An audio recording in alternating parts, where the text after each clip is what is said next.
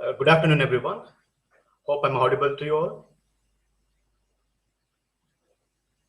There is just somebody sent a message. When somebody sent a message through a comment that I'm audible, shall we proceed with? Good afternoon. Okay. Joyce, am I audible to you? Okay. If I'm audible, if you say yes, yes, we'll go ahead with. Thank you. Okay. Okay. And now, in the afternoon session, in the morning session, we understood, the importance of literature and the role of Francis Bacon as an essayist, as a statesman, as a philosopher. We understood him, a couple of his essays too. Now, in this session, I'm very happy to introduce you a new area of literature, that is romantic literature. And you have in your syllabus, I think this happens to be a course 4, 19th century English literature, 19th century literature, where there are 3 significant poets, outstanding poets of romantic literature in English. That is one among them, like among Wordsworth and Coleridge and John Keats. Today, I'll take up John Keats' poem that is Ode on a Grecian. And we all know that John Keats is such an outstanding poet of nature and the beauty of nature. Coming back to the entire paper, that is 19th century English literature. In that paper, I must tell you the basic, the aesthetics of that particular paper, the nuances of that paper, the representations of that 19th century English literature. In that paper, which you're going to study, we have many literary genres like poetry, novel and prose, and many other forms of literary text. But John Keats' Ode on a Grecian, it's an ode. As I told you in the morning, there are different types of poems like poetry, poems, lyric, ballad, ode, and epic. So among these forms of poetry, ode is also a kind of a poem.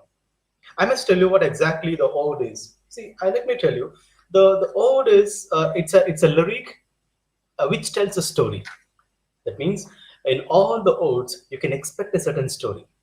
So here in John Keats' Ode on a Grecian, you're going to expect to listen a story. The ode itself tells a story. I told you, a ode is a lyric. Lyric is a kind of a poem. It's a lyric which tells a story, and somebody is going to address on particular subject. I told you, it tells a story, and somebody could be the speaker. He's addressing a particular object. So what is the object here? The object itself is urn, U-R-N, urn. It's a Grecian urn. It's a Grecian urn, which is meant for art, A-R-T, art. So as I told you, ode is a lyric which tells a story, a dignified in theme, feeling, style, and tone. In ancient Greek, the ode which has been popularized during the Greek time, in the ancient Greece, it was sung by a number of people in public on some important occasion. So these kind of odes were sung in the importance of some event during the time of Greece. So somehow John Keats is influenced by this Greek, the art, the music, songs, ode in this particular poem.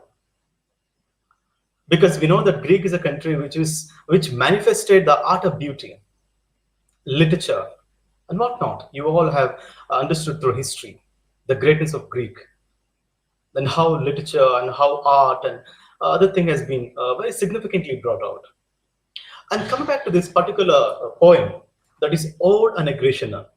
I was telling you the purpose of this paper, that is a 19th century English literature, in particular with poetry.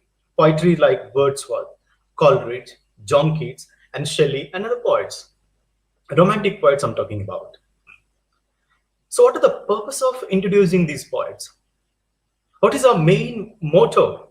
The principle by introducing this 19th century English poetry and literature in particular with, is to make you listener, you student, to understand.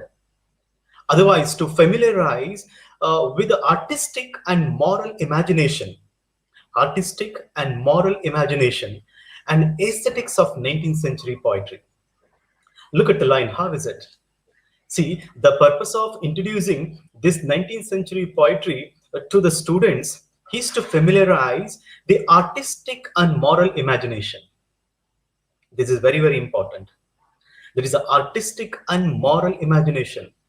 Because when you look at the John Keats poetry, he believes in a doctrine, he believes in a principle. Whatever the imagination seizes must be truth. So what happens? So John Keats, this particular area of literature, especially odes concern, like we have Ode to Autumn, Ode to Nightingale, and Ode in a Gratianum. So here, the main motto by introducing this poet to you people to understand the artistic and the moral imagination and the aesthetics of 19th century poetry. This is the first and foremost important object that you need to understand. And then to inspire and to nurture and develop a spiritual affinity with nature through poetry. This is an outstanding statement. As that to the introducing Keats poetry, 19th century poetry to you people is to inspire, nurture, and develop a spiritual affinity with nature through poetry. After all, the man can only associate himself with the nature, not to man, not to society. After all, when we need a kind of a solace, where do we go? We go to nature to relax ourselves. So he thinks that nature itself is the best harmony to a human being. Nature itself is the best harmony. That's the reason why today we call Wordsworth as a pantheist. The pantheist in the sense, the man who surrenders himself to the nature. For example, the man who thinks that nature itself is a best friend to another one. So he find a kind of a solace in that. So the pantheism arose only through 19th century poets. So here, this 19th century poetry, especially John Keats and the Wordsworth, in particular to John Keats, to inspire and the nurture and develop a spiritual affinities with the nature through poetry. These are all very important. See, you read a poetry and you understand what exactly the poet talks about. You understand what actually the summary of, otherwise the story of Ode and a Gratianum. But what is behind it? What's poetry is trying to suggest? And what is the purpose that universities like the Department of English has introduced poetry to make you aware of? These are the nuances. ಈ ಎಲ್ಲಾ nuancesಗಳನ್ನ you should be very much aware of. What are the nuances that you should inspire and nurture and develop a spiritual affinity with nature through poetry? And the next point is to instill in the readers, like you listeners, to instill in the student a sense of compassionate, to instill a sense of compassionate aesthetics that promote social conscience. This is very, very important. See, the introducing the 19th century poets, 19th century poetry, especially John Keats or other poets, he used to instill the students a sense of compassionate aesthetics. When you look at the literature student, their attitude is entirely different from the students from other stream of studies. Could be like science or commerce or whatever. But literature, this is the one which instills a sense of compassionate that promotes a social conscience, the responsibility of a student towards a society.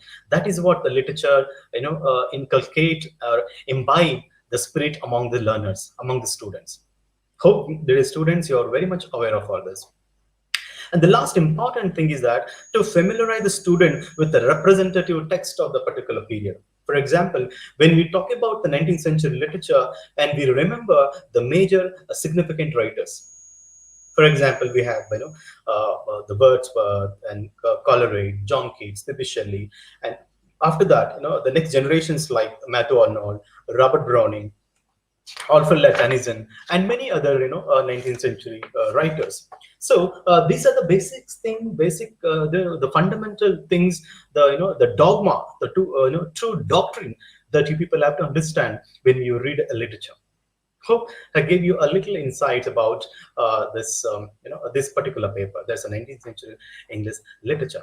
And let me get back to the text, the poem that we are going to study.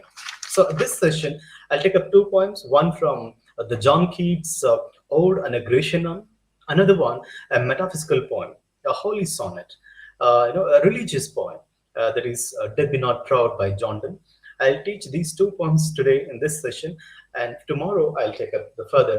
Like we have other narrative poetry, and drama, and other very bigger text, which is a very very representative text too.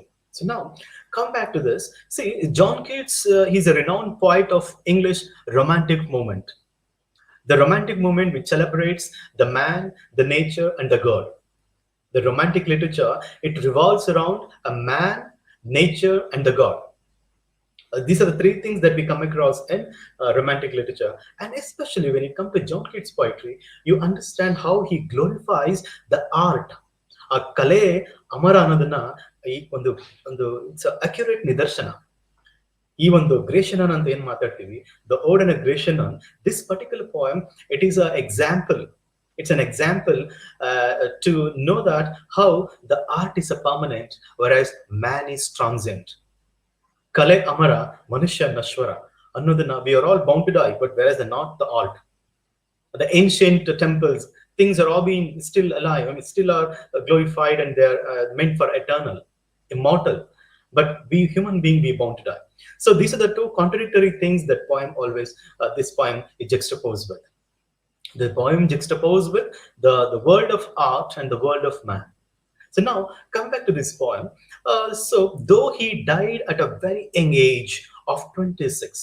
So John Keats, he died at the age of 26. He died very early.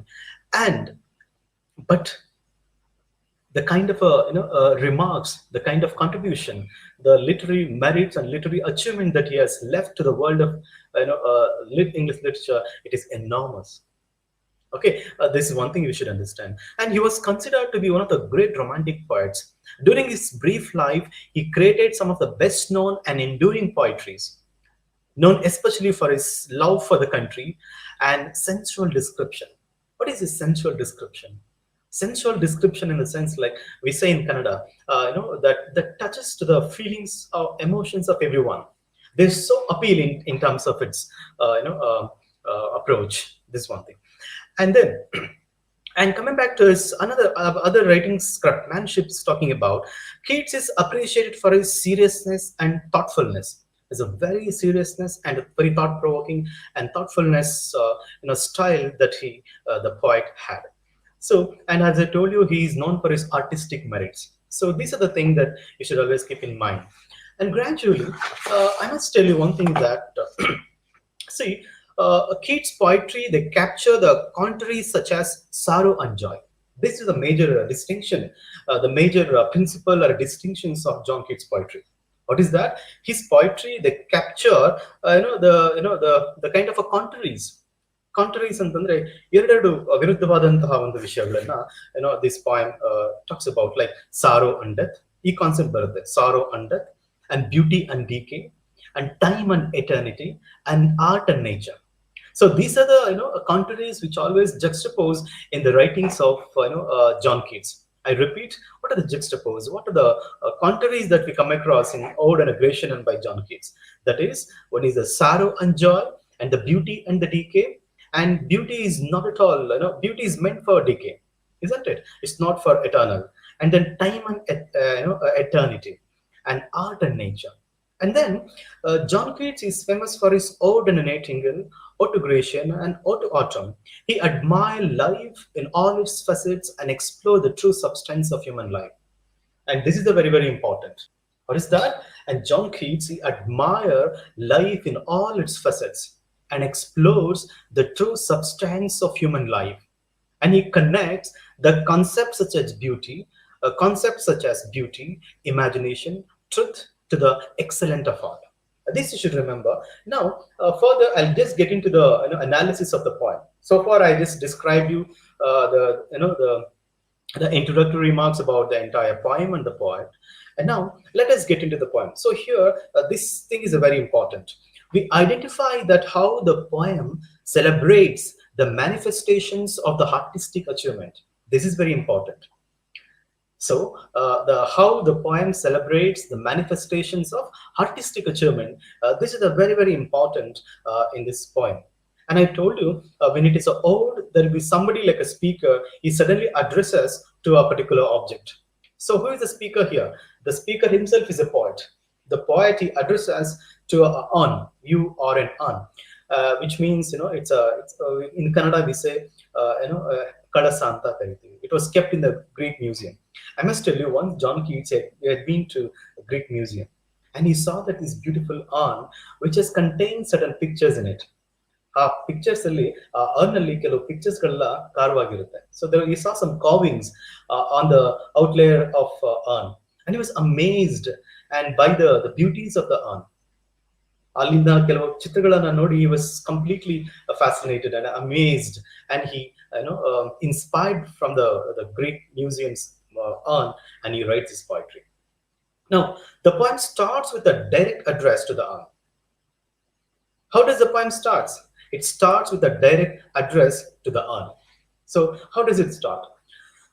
Though still unravished bride of quietness. 1 minute.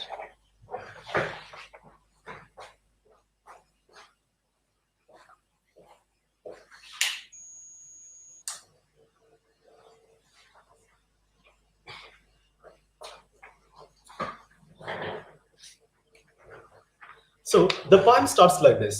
Though still unravished bride of quietness, the foster child of silence and slow time, sylvan historian, who can't thus express a flowery tale more sweetly than a rhyme. Probably you might have gone through this poem. You might have referred this poem. As of now, you might have this poem with you people. And how the poem begins with, he begins like this. Though still unravished bride of quietness. So the though means here, it's you. The speaker is addressing on as you. You, though still unravished bride of quietness. He compares this urn to a bride who is going to get married. Though still unravished bride of quietness. That means that you're not at all married. You're the urn is compared to a bride of quietness, who still possess a virginity. He calls this urn, he compares the urn to a virgin woman. That means though still unravished bride of quietness. You're not ravished. Andre, you're not been destroyed. You still possess your virginity. You're so sacred. You're so, you're still, kind of a religious sanctity that you still possess. So, though still unravished bride of quietness. Here, the urn is not ravished by the ravages of time. The poet challenges that the time is not at all a destroyer. Time cannot, take away your beauty. Time will never diminish your beauty. Time will never diminish your beauty, and time cannot take away your beauty. And in the time, it's still a preserver. ಕಾಲ ನಿನ್ನನ್ನ preserve ಮಾಡ್ತಾ ಬರ್ತಾ ಇದೆ. The time is preserved you. Oh, gracious nun, look at you. You are like a bride of quietness. And you still have your virginity, purity, and you're still good. So here the urn is not ravished by the ravages of time. It is still preserves quietness and silence of art. The art, the beauty, the urn beauty, it is still preserved by the time. So time is a preserver, not a destroyer, according to John Keats. John Keats is expressing his beauty. Its beauty. So here in the first stanza, the words quietness and the silence, the subject suggests that the time, the great destroyer, is passive. What we call the time is a great destroyer, he is passive here, and he fosters, whereas the time, it still preserves you. Your fosters andre rakshisodu, preserving with the tender care. And then the beauties of the urn. So here the virgin beauty of the urn is suggested by the phrase unravished bride of quietness. I told you, unravished in the sense not being destroyed. You still possess your chastity. This is the term that he refers. So further, the poet calls the urn as a sylvan historian. Further, the poet called this urn as a sylvan historian. The first he called it as though still unravished bride of quietness. Though, thou, though andre neenu antale. It's referred to you in a Old English. So he calls the urn as a bride of quietness, and now he's calling the urn as calls as a sylvan historian. As it expresses a flowery tale forevermore sweetly than a rhyme, which expresses the warmth of life through the concrete figures depicted on the urn. And he calls that you still possess the warmth of life. But this is a very important term. Why does he call the urn as a sylvan historian? What is it? What does it mean by Sylvan historian? I must tell you this. And here, the Sylvan historian, please you take down possible. Sylvan historian meant it represents the woodland scene. There are certain descriptions. I told you it's a Grecian urn. The Grecian urn captures some pictures, the pictures, and he calls it as a Sylvan historian because you can see some woodland, the kind of a scene picture over there. The urn is a historian because it also tells a story. Historian in the sense the man who tells the history, isn't it? So you're a Sylvan historian. So Sylvan suggests that the pastoral existence, pastoral in the sense like the folk life, ಆ ಒಂದು ಜನರ ಜೀವನದ ಚಿತ್ರಣ, the village, the folk, and the sceneries, and the wood, the trees. This kind of pastoral, the pastoral. So Sylvan talks about the pastoral existence depicted as happily and in the scene. So he calls that, oh, though unwrap is bride of quietness, and you are a Sylvan historian. That means you have been telling a wonderful story. You're a historian. For example, I came to Greek Museum, I saw you the urn, and you're telling me as a historian, look at the beauties of the urn. So this is how the poem begins with. And gradually, and the further, how does the poem go ahead? See, and then, and the talks about intent. Okay, a flowery tale more sweetly than a rhyme. So there is a wonderful romantic description. And then, what leaf fringe legend haunts about thy shape. He glorifies the shape of the Grecian urn. And, and he talks about intent or a dales of Arcady. He uses two terms. ಒಂದೇನಪ್ಪ ಅಂದ್ರೆ ಆ ಟೆಂಪ್ ಅಂತ ಒಂದು ಪದ use ಮಾಡ್ತಾನೆ, ಇನ್ನೊಂದು ಈ ಡೇಲ್ಸ್ of ಆರ್ಕಡಿ ಅಂತ ಒಂದು ಪದ ಯೂಸ್ ಮಾಡ್ತಾ ಬರ್ತಾನೆ. In the first stanza, probably if you have the text, you can refer it. So what does it mean by in the temp or arcady? So in the both places, we realized by the Greek and Roman poets for their beauty. Why the poet he brings the temp or dale of Arcady in the sense because these are the two places. Which are the places? That is the both the temp and Arcady. It's the places where idolized by the Greek and Roman poets for the beauty. And he compares the urn to the Roman, the poets for the beauty and all that. So here and as association with the Apollo and is a symbol of rural beauty. Arcady is a momentous district of Greece associated in poetry. So this poetry and the poets, they're all signified, they're all glorified in a Greek country, a place called Arcady. So here he compared this urn to that places, the Greek places. So how you people have been manifesting the original, the true artistic values of art. So this is what we can see there. And gradually, he talks about certain, pictures. What men gods are these? ಆ ಒಂದು on ಅಲ್ಲಿ ಇನ್ನು ಕೆಲವು pictures ಗಳಿದೆ. There are other different pictures, and he calls them, what men or gods are these? Who are these people here?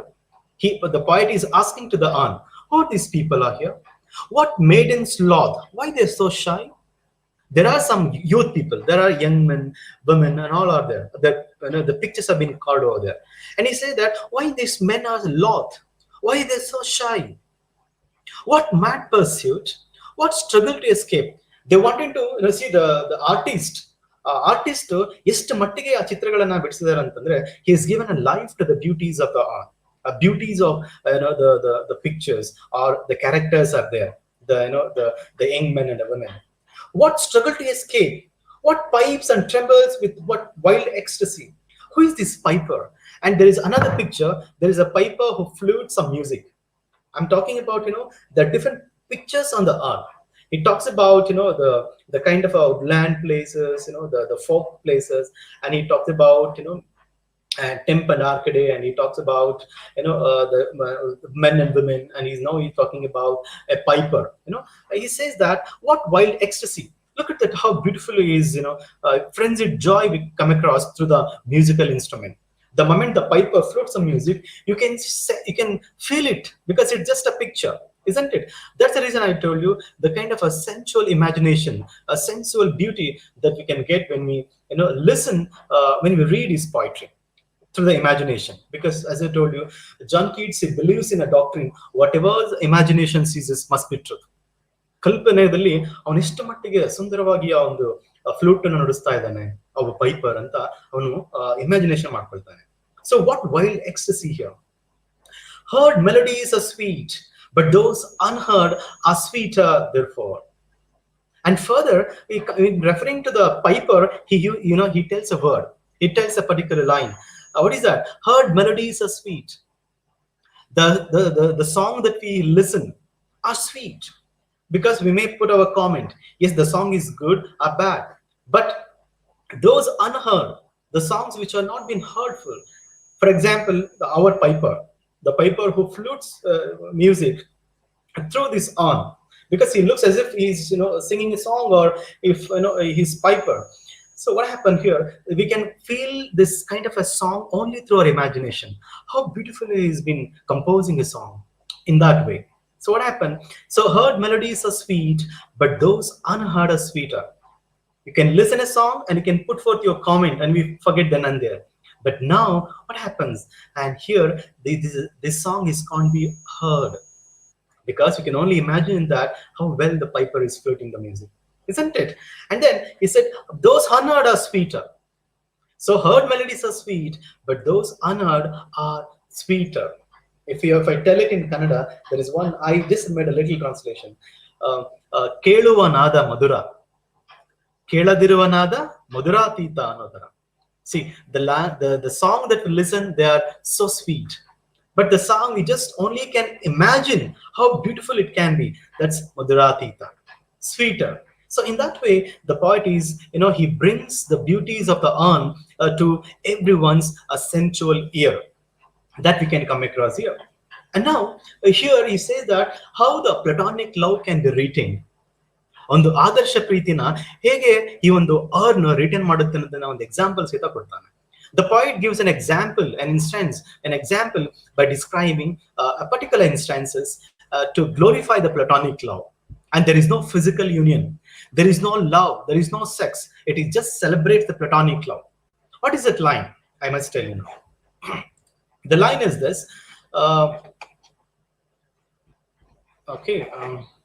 So this is the line. What is that? Fair youth beneath the trees, thou canst not live. Am I audible to you people? Some of you said it's not, I can't hear you properly. Am I audible now? Is my voice is audible? Can you just put a comment in the public chat? Will you put a comment that am I audible to you people? Is my voice is audible? Can anyone say that? Is my voice is audible?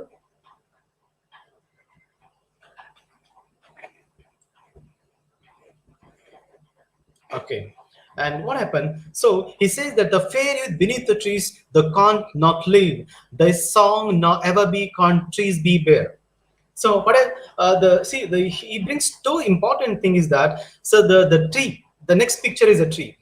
Yes, audible. So he says that the fair youth beneath the trees, there are two lovers, the beneath the trees. There is I'm telling that there are two lovers, and beside that there is one tree.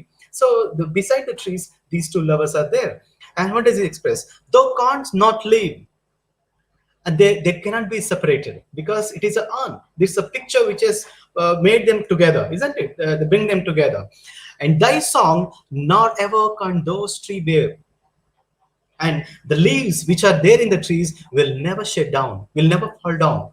The leaves which are there in the urn, it is always everlasting green, because the color has been painted in the urn. The leaves which are there, wonderful that you can hear me. Yes, yes, I just I increase my voice. So I was describing this line: fair youth beneath the trees, thou canst not live. Thy song nor ever can those tree be bare. So here he says that there are two lovers beneath the trees, and here the trees is always capture the true green. The color will never be faded. It retains the same it retains the same color, and the trees will never be bare. And then bold lover never ever can't thou kiss. So here the two lovers, they're so eager to kiss one another, but they cannot, because because here they're completely motionless. They cannot move one another. They're almost so eager to kiss one another, but they cannot because they are just a picture. That means how the urn, it is still celebrating the manifestations of platonic love. This is one thing. And haste not thy bliss, forever will thou love, and she be fair. So because of these kind of things, oh on, you always will be there. You will always will be fair, and you will never ever destroy your beauty. You still contains your the kind of a virginity or your the values. Oh, happy, happy boughs that can't shed your leaves. Now he's talking about the boughs that twigs in a tree. A twigs a leaf, they will never shed their leaves. The leaves which are there in the arm tree will never fall down the leaves. They're always, nor ever bid the spring adieu. Even after spring goes, the leaves are always evergreen. See how the poet is, glorifying the beauties of the arm. He's saying that, the kind of things that even the spring adieu, even after spring goes, and you will be so you will celebrate your beauty.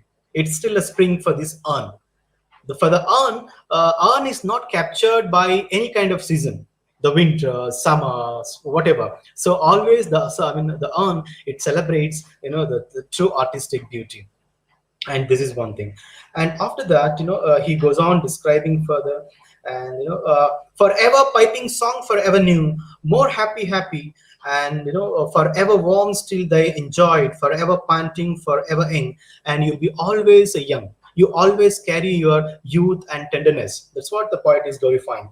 That means time is not a destroyer. Time will never diminish the beauties of the art. Generation after generation, the urn which captured the values of life. And the leaf arts are high, sorrowful, and cloyed, the burning forehead and a parching trunk.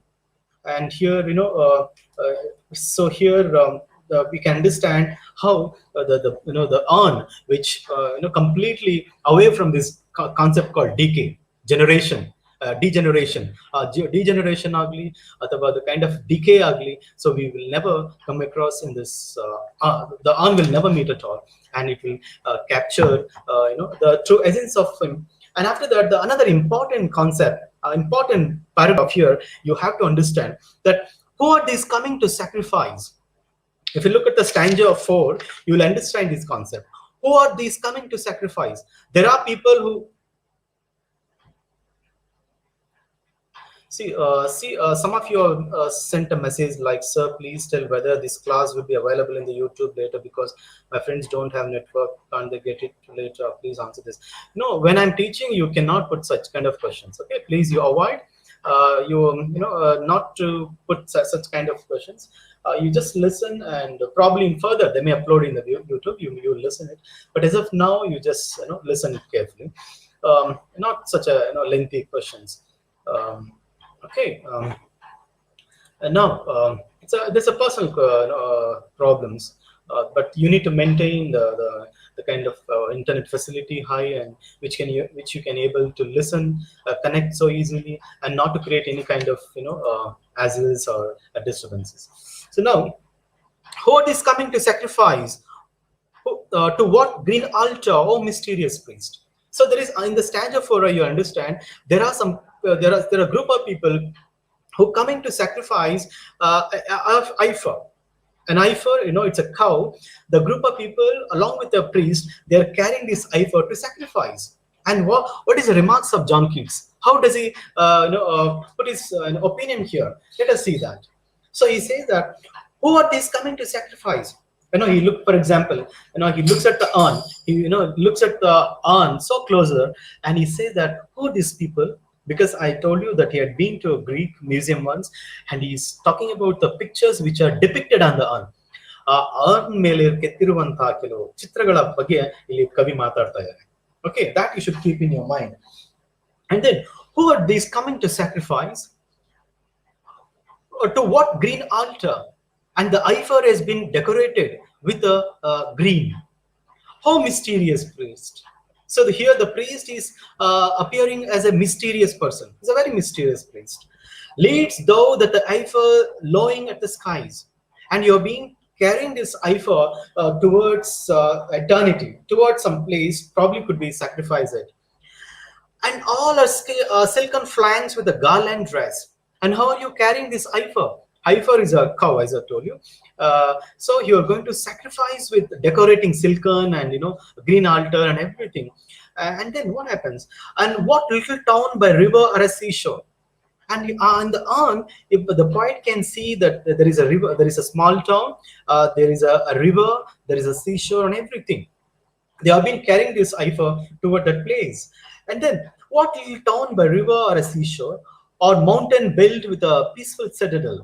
So, what a peaceful, the mountainside. It's a lot of peacefulness and so tranquil kind of a things has been developed there. Is emptied of this fog, this fierce morning, and this seems to be a very fierce morning.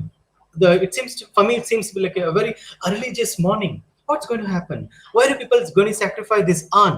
Whether this urn will be sacrificed or whether this urn will be luckier, will that be escaped? Yes, the ifer which is there here, it will be escaped from the death because it is in the art.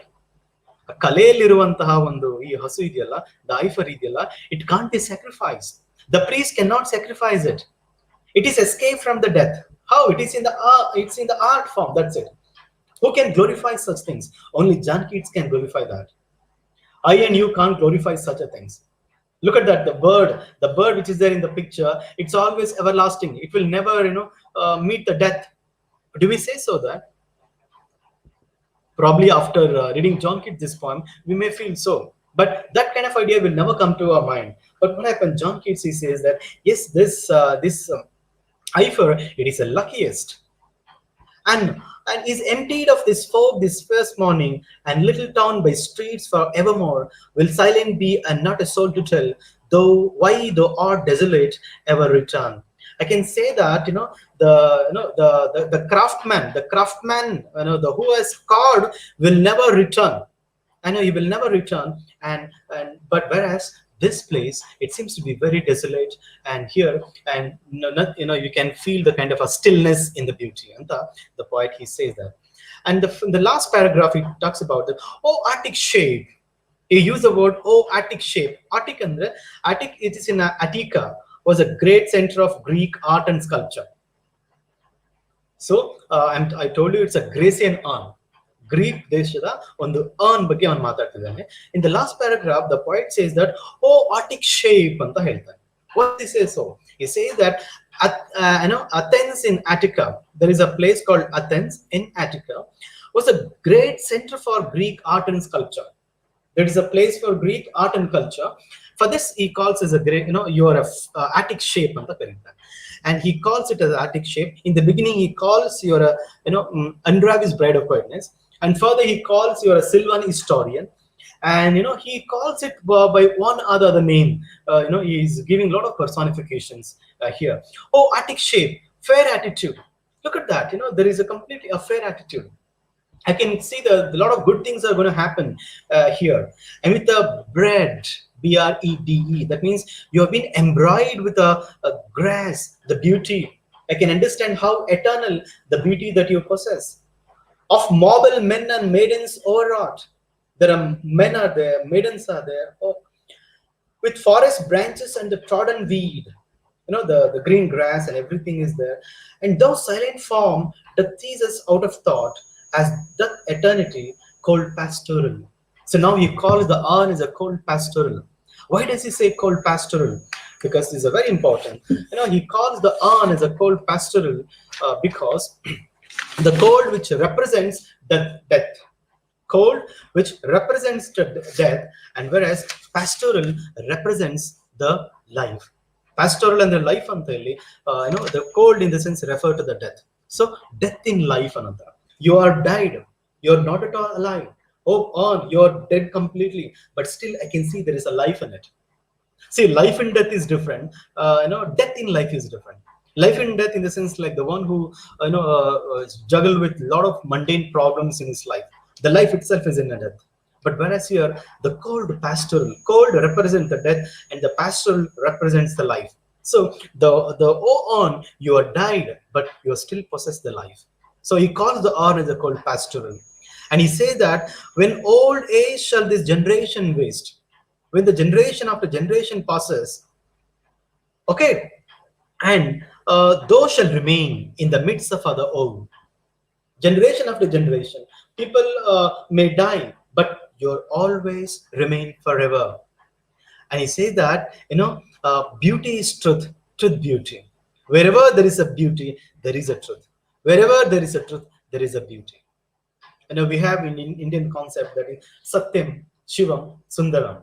You listen that Satyam, Sundaram, Shivam. Satyam, Shivam is a god. Everything Satyam, Shivam, Sundaram. All these three concepts, they carry the essence of beauty, the God, because everything has been created by the God. So what happens? Beauty is truth, truth beauty. That is all he know on earth and all he need to know. That all we need to understand in the life. So what does it mean? He tells in the fag end of his poem. He says that generation after generation passes. Eventually he asserts that generations after generation passes, but the eternal quality of the urn remains forever new. Even after 40 decades or 10 decades, whenever, if you come and look at that, the Greek museum, this urn will have the same beauty. Hence, throughout the poem, the poet throws the light and the permanence of art and transient of human life. So I told you, everything is bound to die. He gives a lot of juxtapose. For example, in the actual life, the heifer would have been sacrificed. A Hasunauru, they would have slaughtered, they would have killed it. But it was safe completely in the art. And whereas in the true lovers, they would have kissed each other. Their love become lust. Only on the pavitravada priti, the platonic love is not able to possible had they met like in the actual life. So one after another, the poet he brings the comparison between the actual life and the idealized world. The idealized world, in the sense, the world which has been captured in the urn, the actual world, our day-to-day world. So the John Keats he gives a comparison between these two, actual life and idealized life. And then he says that throughout the poem, the poet throws the light and the permanence of art and the transience of human life. Transience in the sense one who bound to die, one will die, with a vivid pictures on it. See, when evidently, Ode and Aggression deals with the message of the how art is permanent and man is transient once again. So, dear learners, so far I just explained an overview on John Keats' poem Ode and Aggression. I hope you somehow you were able to understand the poem, and you read the poem again and again, and you anyhow we are giving you the study materials, and you understand. Or some of you said life and death. Absolutely, that's true. And now, yes, I'll do one thing. Now I'm going to take up another very small poem by John Donne. That is, Death Be Not Proud. A very important poem. It is a metaphysical poem. I'll teach you this. Then exam point of view, you student, you can just talk to me over phone. Otherwise, you can come in person. You can always talk to me over phone. Okay, Amulya, and you have been saying a nice class. Thank you very much. And let me take up another poem. It's a very small poem. You might have read this poem. That is Death Be Not Proud by John Donne. Let me tell you something about John Donne. He's a metaphysical poet. Okay, he's a metaphysical poet. And, that means they come across the concept called the brevity, the economy of a language, using hyperbole and exaggeration, far-fetched imageries, metaphors, similes. These kind of a personifications, figurative language is quite common in metaphysical poems. The terms itself, metaphysical, which transcends from some beyond human life. Prapanchikavada life in a bit beyond could be like Adhyatmika, otherwise could be like something, a metaphysical notion, the kind of a life which we only come across through exaggerations, the kind of a metaphysical life, metaphysical issues that we come across in this poem. See, this poem is called as a sonnet. Death Be Not Proud, it's a metaphysical poem. It's called as a sonnet, and it is considered a holy sonnet. Because holy sonnets, they deal with some sorts of the religious sentiments, the religious issues. So in the same way this poem talks about. So let me give you an overview about this poem. Death Be Not Proud is always, as it begins it in a dramatic manner. The poem begins in a dramatic manner. How does it begin? Kind of a sudden surprises. This is one of the features of romantic, metaphysical poems. Begin with a dramatic manner, sudden surprises. He takes a very unconventional stand and openly dismisses the vain claim of death as a destroyer. The notion death is a destroyer. Earlier poem we come across, time is a destroyer. He will never be a destroyer. Time will never be a destroyer. Here, John Donne says that death will never be a destroyer. And he proceeds to prove his point. How does he prove? Let's see him further. Okay, and he say that he attacks the death, which is called as a very mighty and the dreadful. It seems somebody calls death is a mighty and the dreadful. Oh, yeppa. Look at the death. He's so powerful. He's so mighty. He's so dreadful, and he will destroy us. But according to the poet, the death is something zero, and he proves with certain substantial evidence. I'll tell you which are the evidences further. So I told you the poem written in a sonnet form, and come back to this poem. Look at that. Death be not be proud, though some have called thee mighty and dreadful. The poet is very much uncertain about his viewpoints on the death. Of course, he's completely eradicating, completely rejecting the very notion of dreadful and the mightier. Death be not proud. Oh, death, don't be so proud. Don't so have this kind of conceit notion. Don't be so think that you're so arrogant or you're a dreadful and destroyer. Some have called thee a mighty and the dreadful. I think some people have called you as a mighty. You're so powerful. You're something dreadful. For thou art not so. Probably they may not know you. They have not even comprehend your level. For the poet, death is nothing.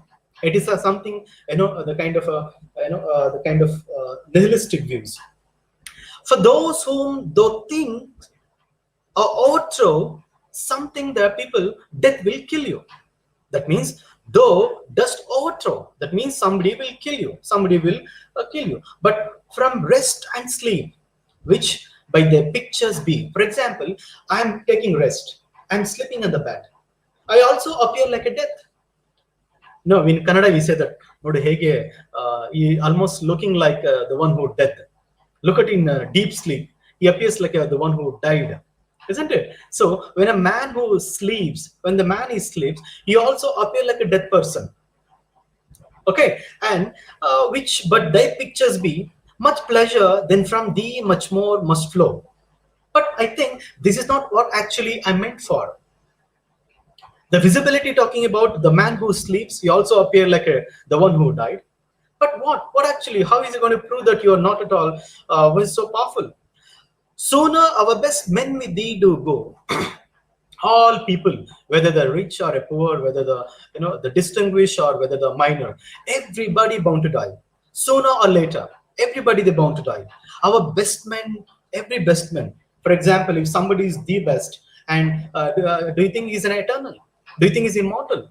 He cannot release from the shackles of the death. Nobody can be, escape from the death. Rest of the bones and the soul delivers. For example, when the moment the body dies, the soul delivers from the body. For which he is a death for the soul. Adre soul ge savidya, dehakke savide. Adre alliruva on the soul ge savidya. So how death you will be a dreadful and the mightier. Are you dreadful and the mightier? It's only the bones which it's a bone and the soul delivers. Death only for the body. The body dies, but not for the soul. Thou art slave to fate. You are a slave to fate. I think you are completely surrender yourself to the fate.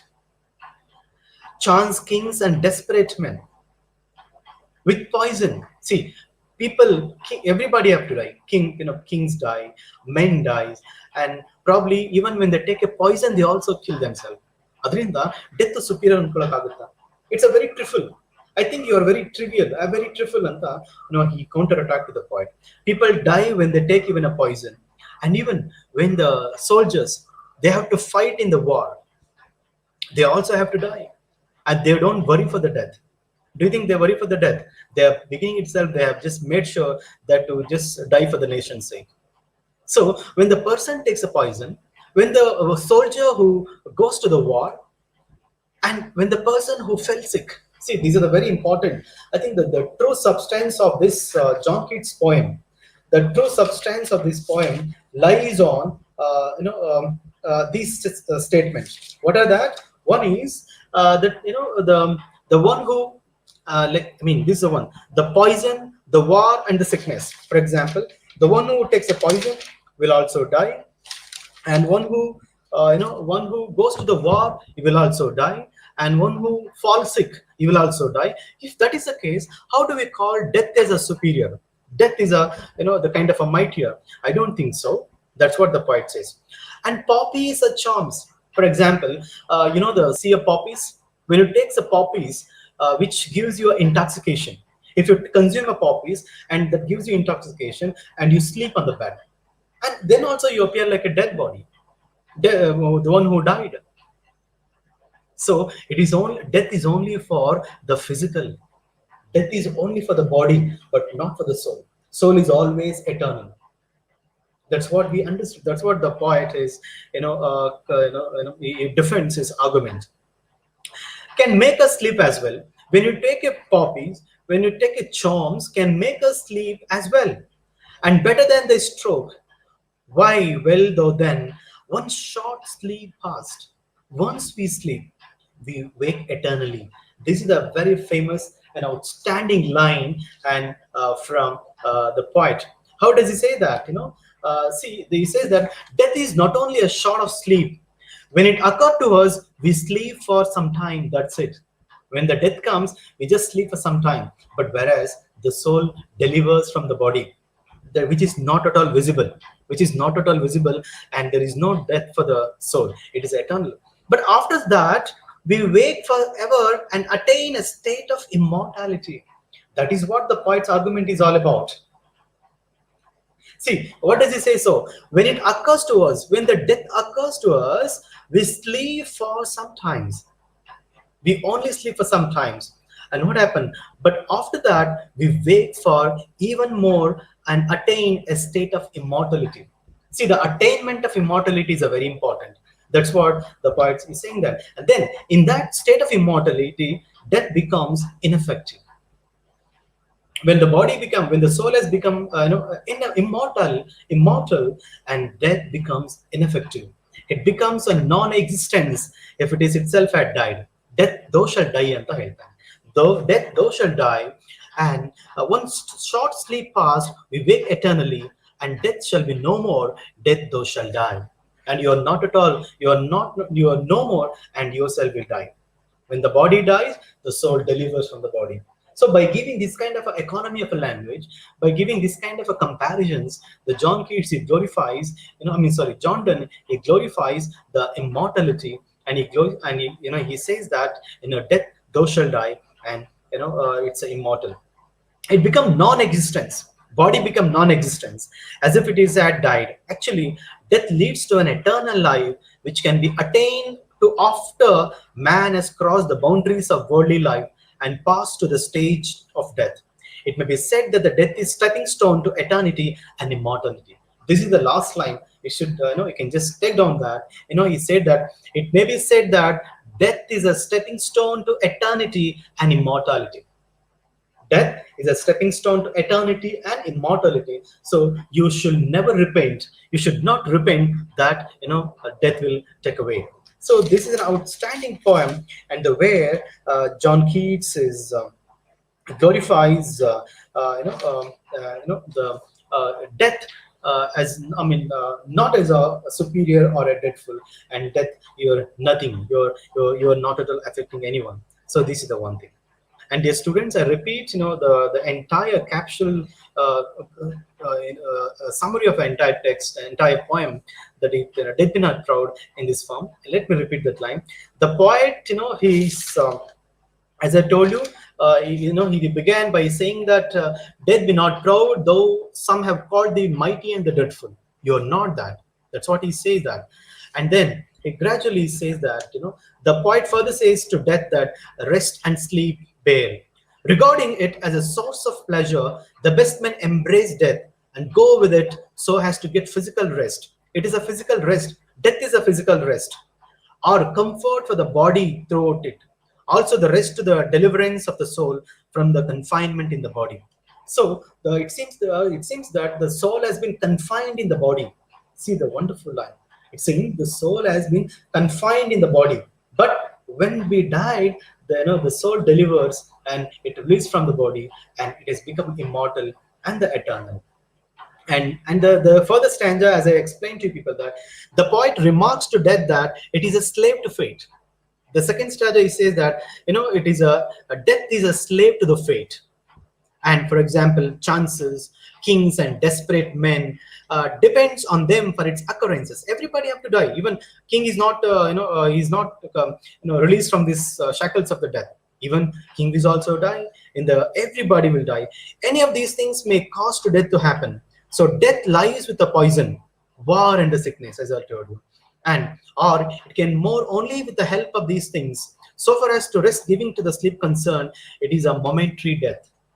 He says that when the person dies, it is just a momentary death.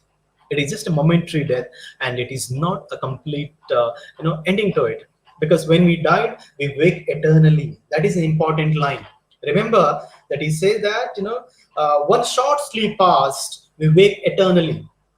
Death andre, it is just a short sleep past, but we wake eternally. We become eternal, and death shall be no more. This is a wonderful line. See, death shall be no more. We outrightly reject the notion of death, that you're nothing. Thou shall die. You will die. Because death, you are nothing. But what about the soul? So I must tell you, listener, readers, dear learners, you understand the entire poem. It celebrates the nuances, or it celebrates the permanence of soul. The soul, there is no death for the soul. Soul is eternal, which we haven't seen at all. It's an abstract form. It's an infinitive form. It's an immortal, but nobody has to worry for the death. So here, John Keats, in a way, is giving a reminder that those people die, worry to die. I mean, not worry to die. Those who think that the death is such a dreadful and mighty and dreadful, we should not have to be worried, because none of us is permanent in the world. When the God summons, everybody, a monarch must obey. I think you might have remember this line. When God summons, when the monarch must obey. Devaru karadaga ba monarch ba raja kuda tale bagbeku. Haudu nan bartin, take me away. So even the God is also, even the monarch, the king, nobody cannot release from the shackles of the death. And dear learners, okay, and so far I have taught you one romantic poem, one metaphysical poem. In the romantic poem, you understood how the poet he celebrated the manifestations of artistic beauty in ordinary Gratian. Whereas in the metaphysical poem, they're the different, entirely different entity, different sect of poems, different genre of poems. One is a metaphysical, where the poet uses a language, it's almost like a verbal language. He has been directing, has been giving a caution to the death, that not to think that you're a superior. Look at the language, look at the economy of a language, exaggeration, metaphysical conceits, hyperboles, comparisons, more even in metaphysical poems. Whereas in John Keats' the romantic poem, you understand there, more than these comparisons, we understand the two worlds. One is the actual world, another one idealized world. Actual world in the sense like we are all, what we are enjoying. I mean, we are also bound to die. I mean, both the poems, in a way, they celebrate the concept of death and immortality. If the John Keats Gratian celebrates the immortality, here this poem also celebrates the immortality of the soul, isn't it? So that's the reason why I have taken this poem for the different poles, different directions and different themes, but somehow I had to give a link to it. Dear learners, hope certainly you understood the points. And I want you to, I repeat that, please you read the text again and again, you understand more, because the way I look at a poem is entirely different from how we look at it. I think that's the only area of study, there's a literature such that. Uh, Okay, and see, whenever you have certain doubts, and here we don't have the interaction mode. That is also one of the big problem. Here we don't have interaction mode, and what you can do, you can. Thank you. Sanjeev Rathod says that explanations and all that. Okay, thank you very much. Any further doubts which can't be solved through a text like this, and you can always talk to me between the time, official time, and I'll meet you tomorrow, people. Let us discuss either Dr. Foster's or Rep the Log tomorrow, and I wish you good luck and see you tomorrow. Another teacher is waiting for the session. Good luck to you.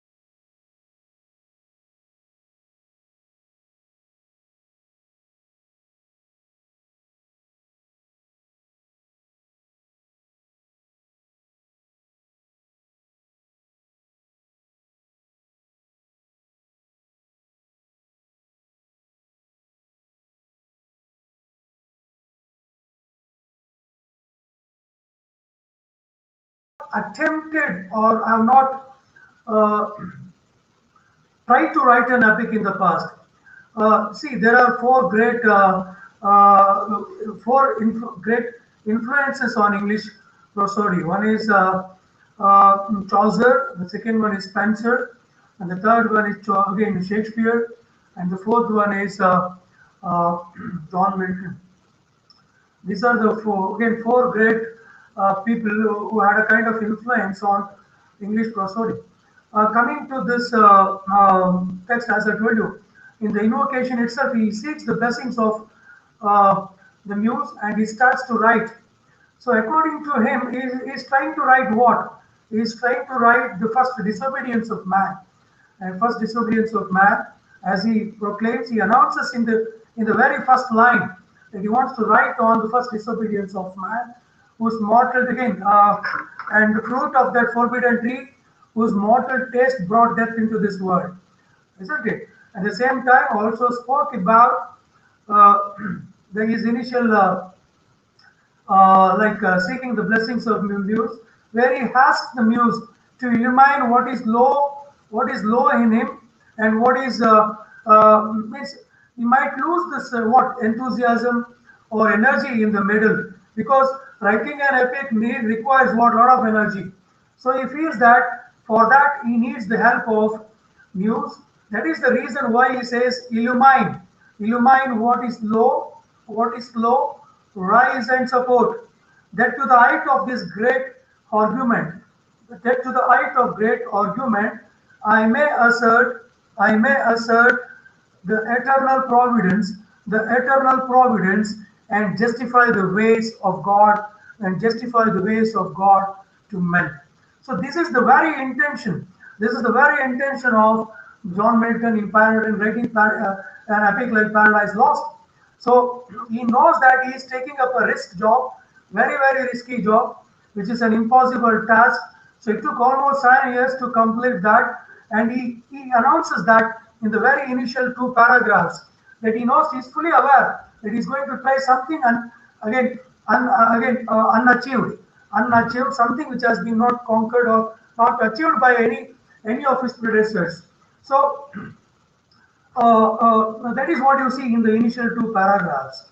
So coming into the next details, moving further into the text, you can see the story opens with the fiery lake. As I told you, there lies Satan and his followers, his other angels who are stunned, shocked.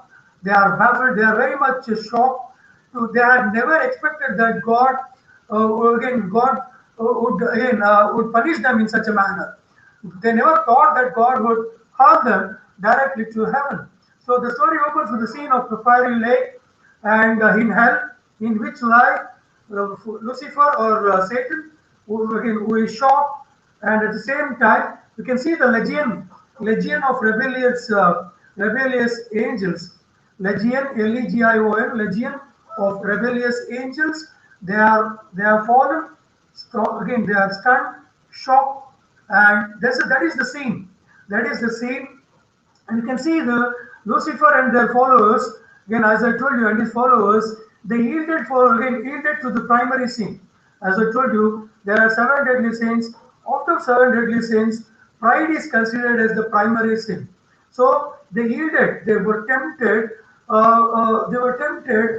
Because of that primary sin, that is out of seven deadly sins, that is pride.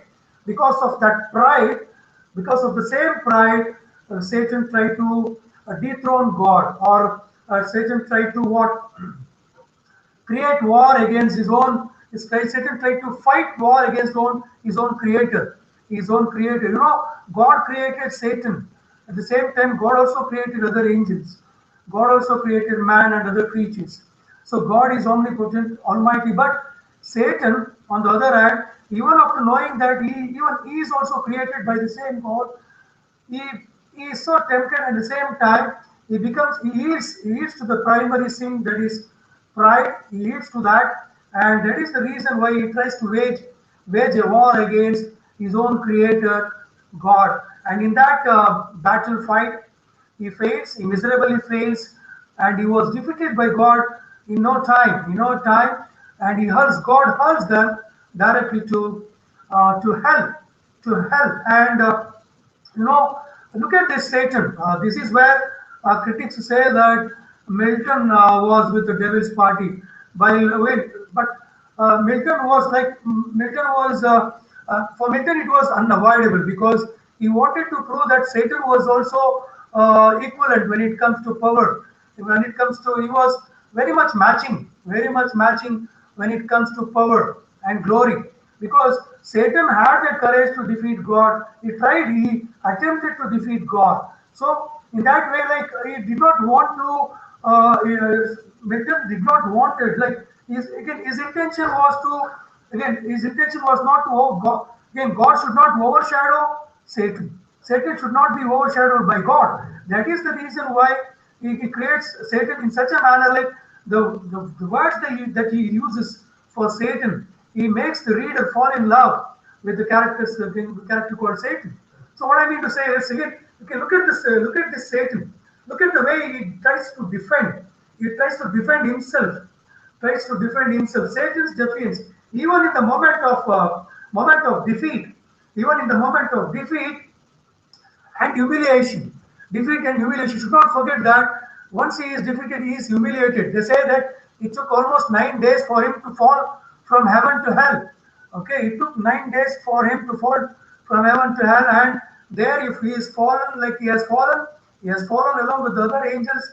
He is stunned, shocked, humiliated at the same time, defeated. He is defeated, but at the same time, we should not forget that he had that indomitable spirit, like he had that extraordinary what energy. You can say he is very enthusiastic, very courageous. Satan is in this epic. You can see that he says that, in fact, look at these lines from the text. In order to mobilize his defeated army of legion army, or the angels, legion of rebellious angels, or the defeated angels, he tries to mobilize them. He tries to boost their confidence in such a way. Look at these lines. These are the lines which makes you feel that Satan had all those leadership qualities. He was the archangel, and he had all those leadership qualities.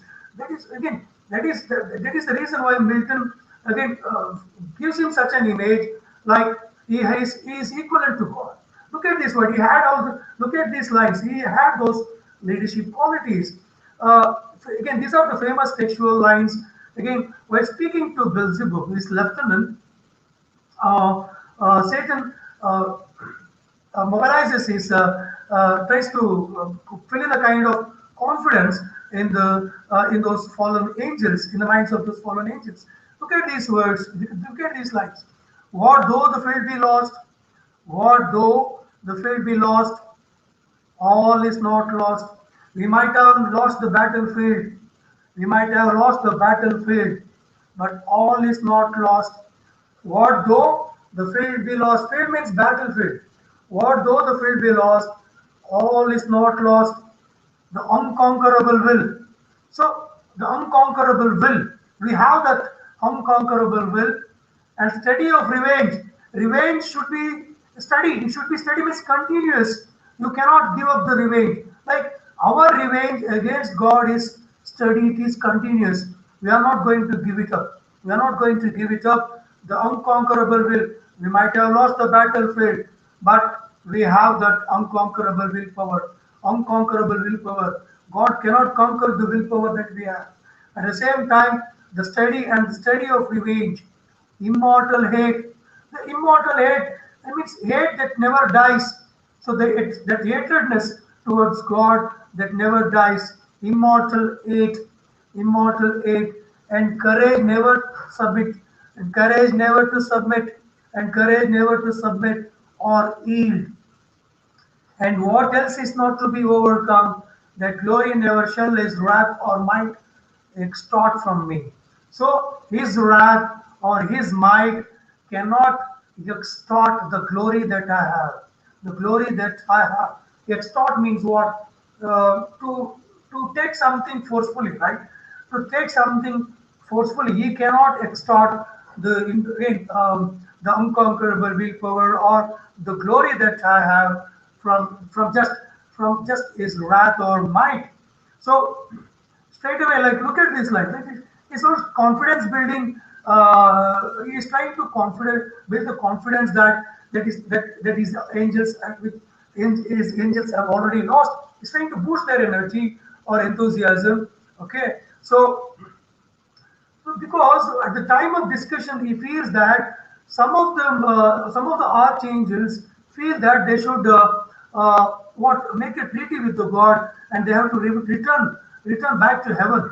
They feel that they cannot fight a war against continuous war against the God.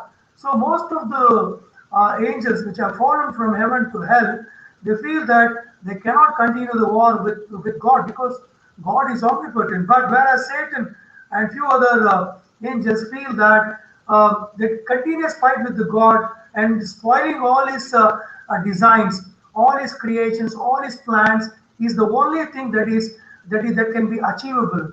Means we may not fight God directly, we cannot fight God directly, but we can wage an indirect war with the God, an indirect war with the God. So they have a different ploy, different conspiracy, different plan. So they cannot wage a war against God directly. So they feel that they can, even though they cannot have a treaty with the God, they can wage an indirect war with the God. So Satan, again, as I told you, tries to recover from the confused state.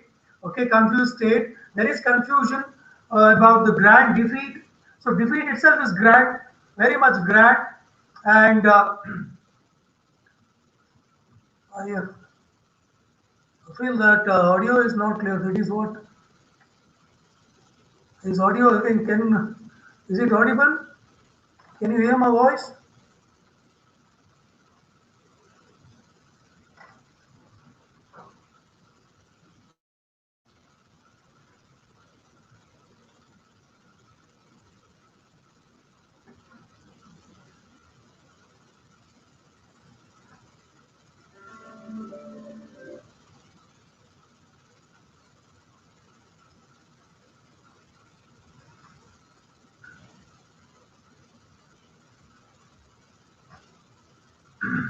I hope you can hear me. Fine. See, I just can't go into the technical details. If I press a particular button, I may miss discuss. I don't know, like where I'm going wrong when it comes to this mic.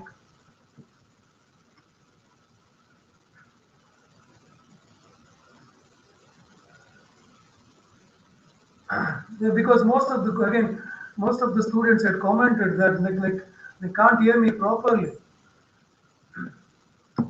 So as I told you, like Satan is trying to recover here. He is trying to recover from the confused state. He feels that it's a grand defeat they had encountered with the God, and he raises his head from the burning lake. You know the way, the kind of image you see in the Milton gives a kind of image that you see the rising image of Satan from the fiery lake. You know, even while writing Gadayuddha, Ranna makes Duryodhana, Ranna intentionally makes Duryodhana the hero of Gadayuddha. He was fully aware that Duryodhana had some best qualities compared to Kauravas. That is the reason for writing Gadayuddha, Ranna intentionally makes Duryodhana the hero. But here in again in John Milton's Paradise Lost, Milton's intention was to glorify glorify God, glorify the power, the strength of God. At the same time, he also wanted man to realize his weakness. That man is nothing when it comes to when it comes to Almighty, the God. When an archangel like Satan is defeated by God, man is nothing. So that means man should always be in the mercy of God. That is what Milton feels. That is what Milton feels. That is the reason why he wrote Paradise Lost for 12 volumes. But in order to give a kind of what? Momentum, a kind of momentum to make it more grand, to make it more appear more elusive, bigger one. Like you cannot make Satan a character of lesser stature. You cannot make Satan a character of lesser stature. As I told you already, he has to match God. He has to match God in everything. But whereas God stands for good, whereas Satan stands for evil, isn't it? So he stands for evil. So he becomes the emperor of hell, isn't it? He starts to rule hell, whereas God starts to rule heaven. Whereas heaven and hell stands in different opposite directions. So man is caught between. So man, if he does good, something good, he can always look towards moving towards, like he can always expect again a place in heaven. Whereas if he involves in all kind of mischievous act or again commits so many sins, it's again we are going to reach hell, isn't it? So in that way, like Satan recovering from the confused state, he is confused, he is stunned, he is shocked, baffled, but you can see the rising image of Satan from that fiery lake. The rising image of Satan, he raises his head from the fiery lake, burning lake, and he gathers his strength.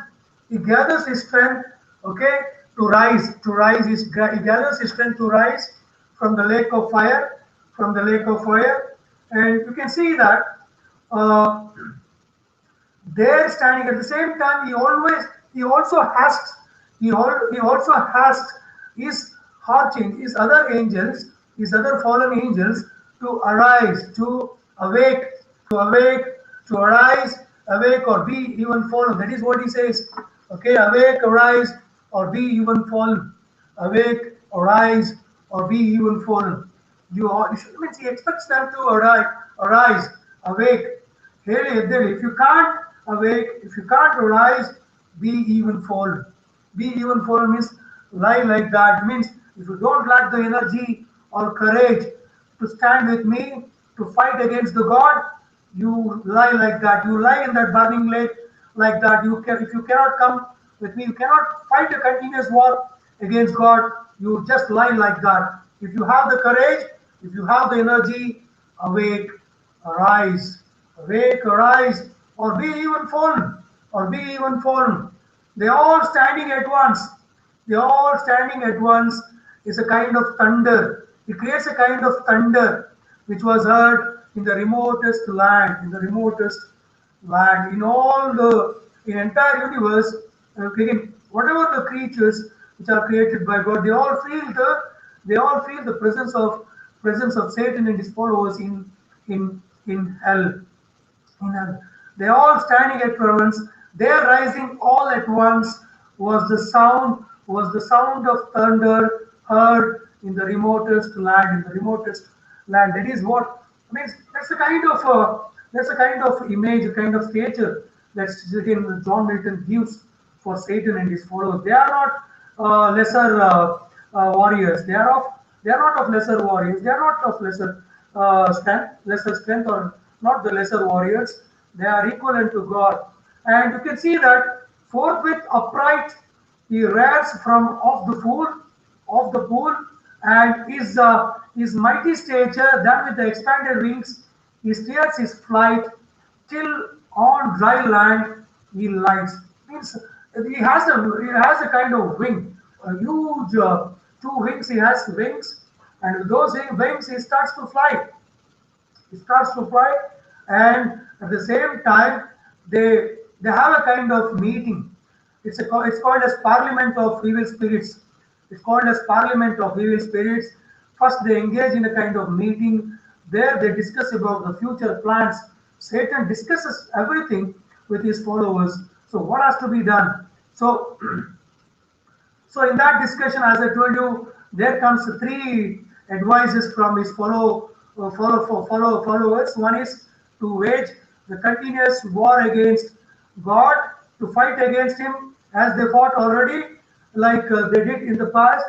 The second suggestion is to compromise with the God, and the third suggestion is to wait, wait and watch, to wait and watch, and to spoil whatever that God, like whatever the plans that God has for in the future. So they have three plans. One is to fight the war against God as they did in the past. Second thing is to compromise with the God, and the third one is to spoil to spoil the future plans of God. God, and in that meeting, all of the most of the angels, majority of the angels, agree for the third plan, that they want to spoil the future plan, the designs of God. So whatever the designs that God has for world, for future, for universe, so that has to be spoiled. So they have got a specific plan. Now, so what happens there? Then with expanded wings, he steers his flight till on dry land he lights. Okay. The rebels must make the most of the dreadful place where they find themselves. So it's a dreadful place. It's a new place for the rebels, the rebellious spirits, angels. It's a dreadful place. It's a new place. They build their own palace there, which is called as Pandemonium. Pandemonium. Pandemonium. Pandemonium means capital of hell. They built their own palace, okay, again, which is called as the Pandemonium, the palace, the capital of hell, okay. There in that capital of hell, because you should not forget that they are all angels, and with no time, in no time, they built that Pandemonium, the capital of hell, and there they have a kind of meeting, a parliament of evil spirits. In that parliament of evil spirits, three plans. Again, they come up with the three plans, and out of the three plans, as I told you, the third plan was accepted. It gets the majority consent, approval, and they all think about the future plans of God. This is very, very important, this paragraph. So in that meeting, Beelzebub, the lieutenant of Satan, has got something. He has got a plan, a specific plan. So, what kind of means you can see that the kind of humiliation they have faced, the humiliation after the defeat. So somehow they have to revenge. Somehow they have to take revenge against the God. So means they cannot fight a war with God directly. So that is the reason. So you can see this again. What is the what kind of plan that Beelzebub puts forth before the again before the with the other angels, the fallen angels, the rebellious angels. So you see that there is a place. So this is the place. Again, Beelzebub speaks about a particular place. So Garden of Eden. He speaks about Garden of Eden, where God has already created a creature called man. Okay, that man is called as Adam. Okay, and there is a place, another world. He says that there is a place called another world,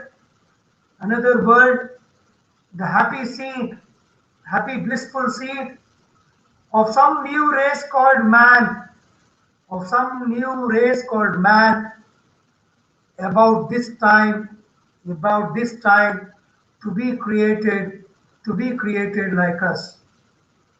So as God created us, like God created us, so God has a plan to create another creature called man.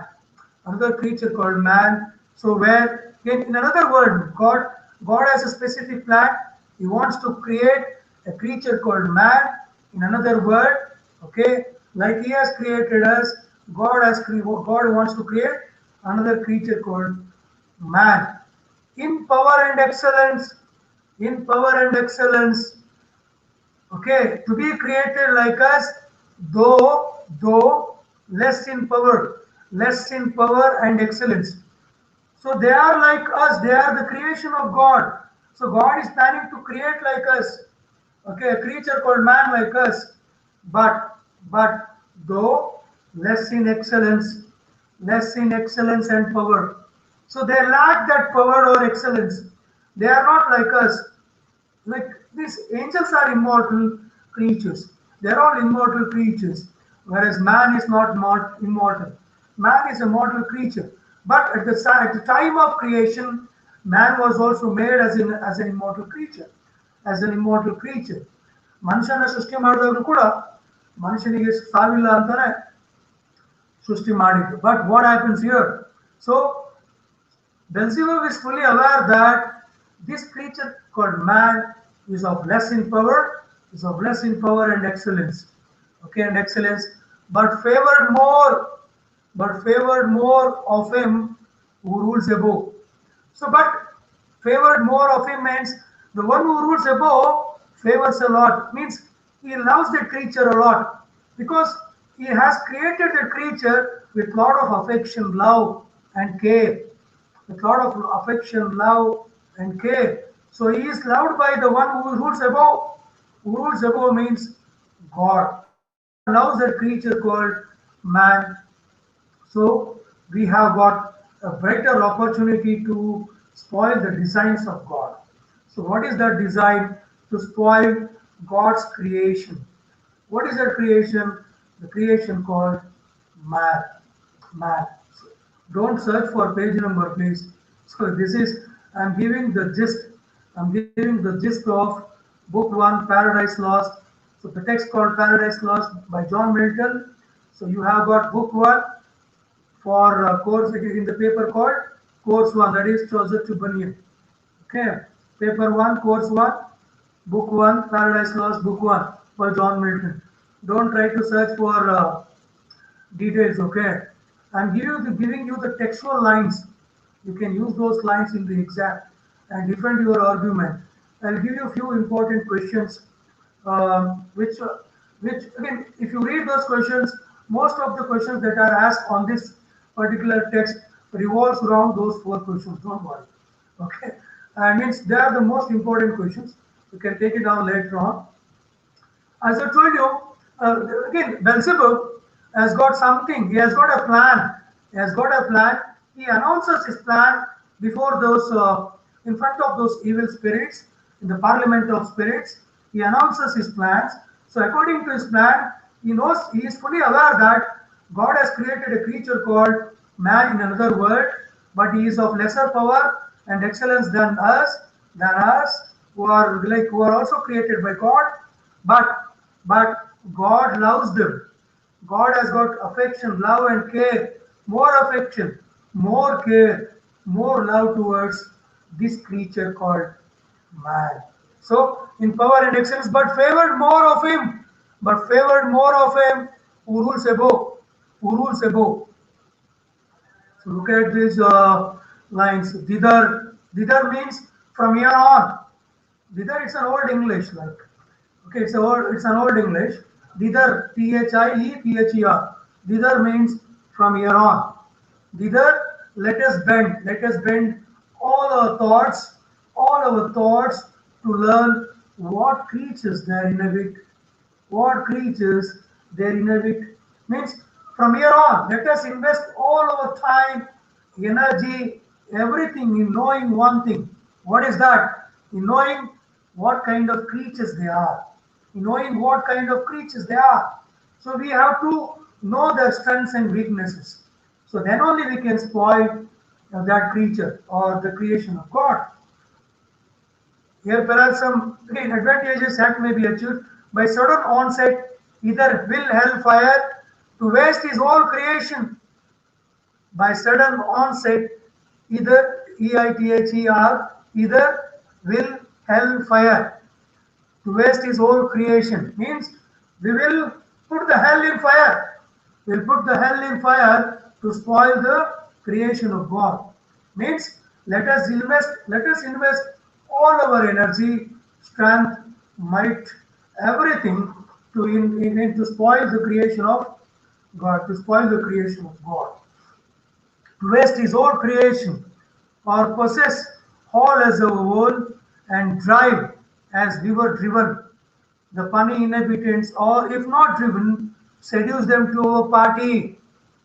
See, they have got another plan also. They want to spoil God again, man. At the same time, they expect God to drive man from heaven to hell, like they are driven from heaven to hell.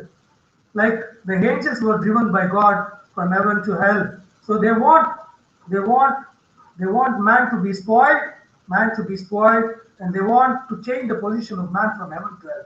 They want to spoil man. They want to bring man from again, bring him down. From again, they want to spoil the confidence or the trust the God has got on man. So you should not forget, as I told in the morning, at the time of creation, God had advised Adam, Adam, the first ancestor of mankind, that is us, the first ancestors of mankind, that is Adam. According to Bible, Adam is our first ancestor, was being created by God, was created by God. God at the time of creation had advised Adam not to eat the apple from that forbidden tree. Forbidden tree means what? Tree of knowledge. Tree of knowledge. Adam means what? Adam was innocent. Adam means the first ancestor of human beings. Mankind was innocent at the time of creation. So with knowledge you get what? Information. With knowledge what? You get what? You get rid of ignorance, innocence. With knowledge what? With knowledge you cultivate. You cultivate what? You cultivate all kind of bad qualities and also good qualities, isn't it? Man is a rational being. Man is a logical thinking animal, isn't it? Man is a civilized being because man is knowledgeable being. Man is not, man can think and act. So because how can man think? Man can think only because of knowledge. Because man can develop knowledge through education, through learning, through education you acquire knowledge, right? So knowledge is the forbidden tree. So knowledge is the forbidden tree. After eating that apple from that forbidden tree of called knowledge, so man loses his innocence. Man is no more an innocent creature. You know, Adam, when he was created along with Eve, he was created later on to give companionship to Adam. And you know what happens when they eat the apple from that forbidden tree? Their innocence is gone, and they feel shy to see their body nude. They want to cover their body with the leaves, with the ripened leaves, with the ripened green leaves, because they feel shy. When do you feel shy? When you what? When you get rid of that innocency. So children don't feel shy, isn't it? When they are born infants, they infants children, they don't feel shy at the time of, like, for 2 to 3 years they simply roam without clothes on the body, right? And again, everywhere at your home. So once they develop that knowledge, once they acquire that knowledge by learning, they feel that wearing clothes is very, very important, and they get rid of that shyness. Once the innocency is get ridden, once that innocency goes away, okay, ignorance or innocency, whatever you call, like once it is removed off, you feel shy, isn't it? You feel shy. So this is what happens to Adam and Eve. You all know Satan comes in the form of a serpent, and uh, before that, Satan enters the gates of hell. So when he enters the gates of hell, he sees both sin and death. Sin and death. Sin is the mother, death is the son of sin. They are jobless. They are jobless. They are waiting at the gates of hell. They don't know what to do. They are listless. Okay, they are spending their time without any job, without any work. And what happens there? As soon as he enters the gates of hell, Satan finds again sin and death. And sin could recognize Satan, but whereas death, the innocent son of sin, tries to defeat Satan with its level spear. It tries to attack Satan, but Satan was equal. You all know he's an archangel. He defeats death in no time and makes both sin and death his servants.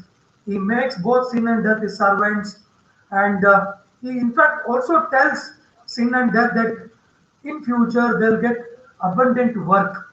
Once he spoils the king, spoils the plan or the designs of God by giving that forbidden tree, from apple from that forbidden tree. So you'll be having abundant what work, abundant work. So uh, that's very interesting aspect. At the same time, people also ask whether, like, critics also ask whether it's a very interesting theological point, like, God, even after knowing that Satan is advancing, Satan is moving, Satan is going to spoil, God was fully aware, God was fully aware that Satan is going to spoil man, but still he allows Satan to spoil man. The reason is, it's a grand debate.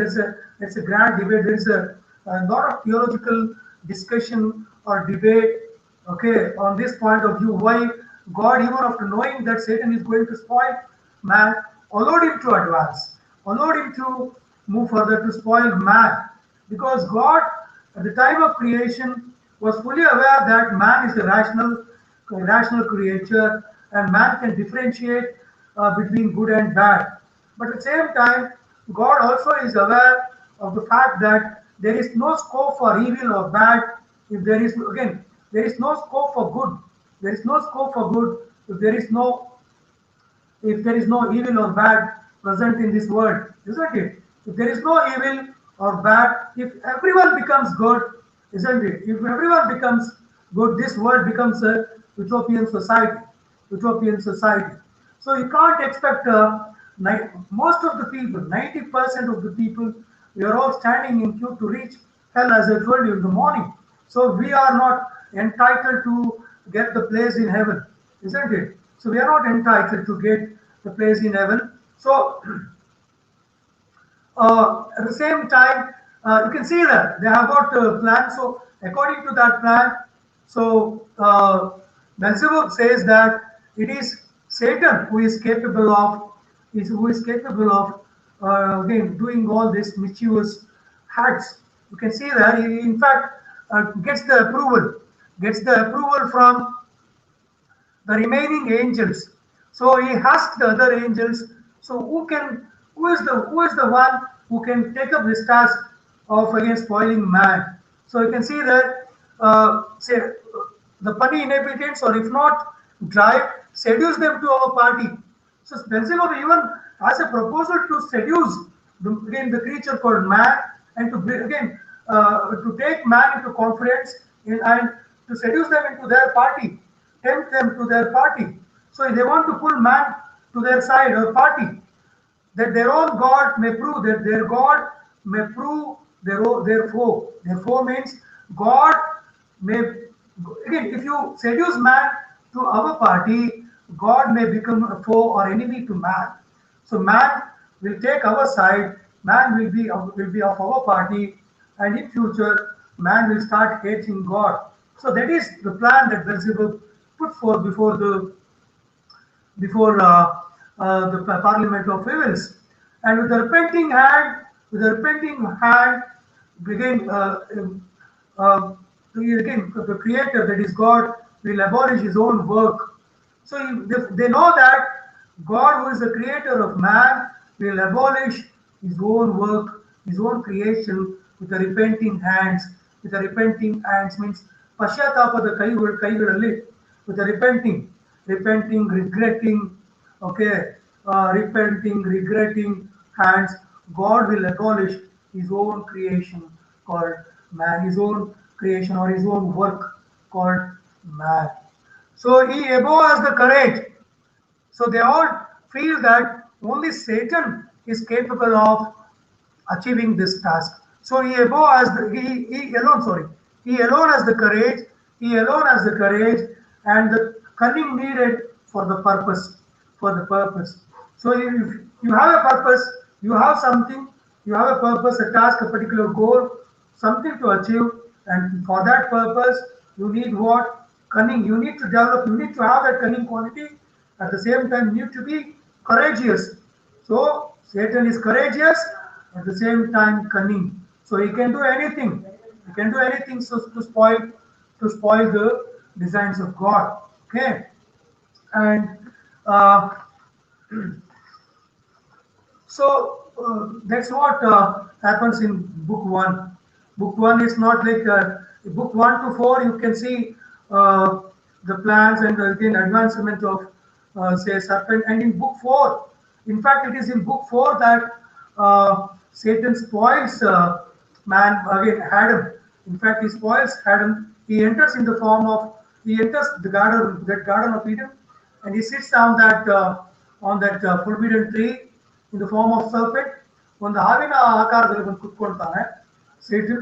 He comes in the shape of a serpent, and there he sits on that forbidden tree, and he finds Eve alone. She is all alone, and Eve is moving here and there, and Eve can hear the hissing sound of the serpent, that is Satan.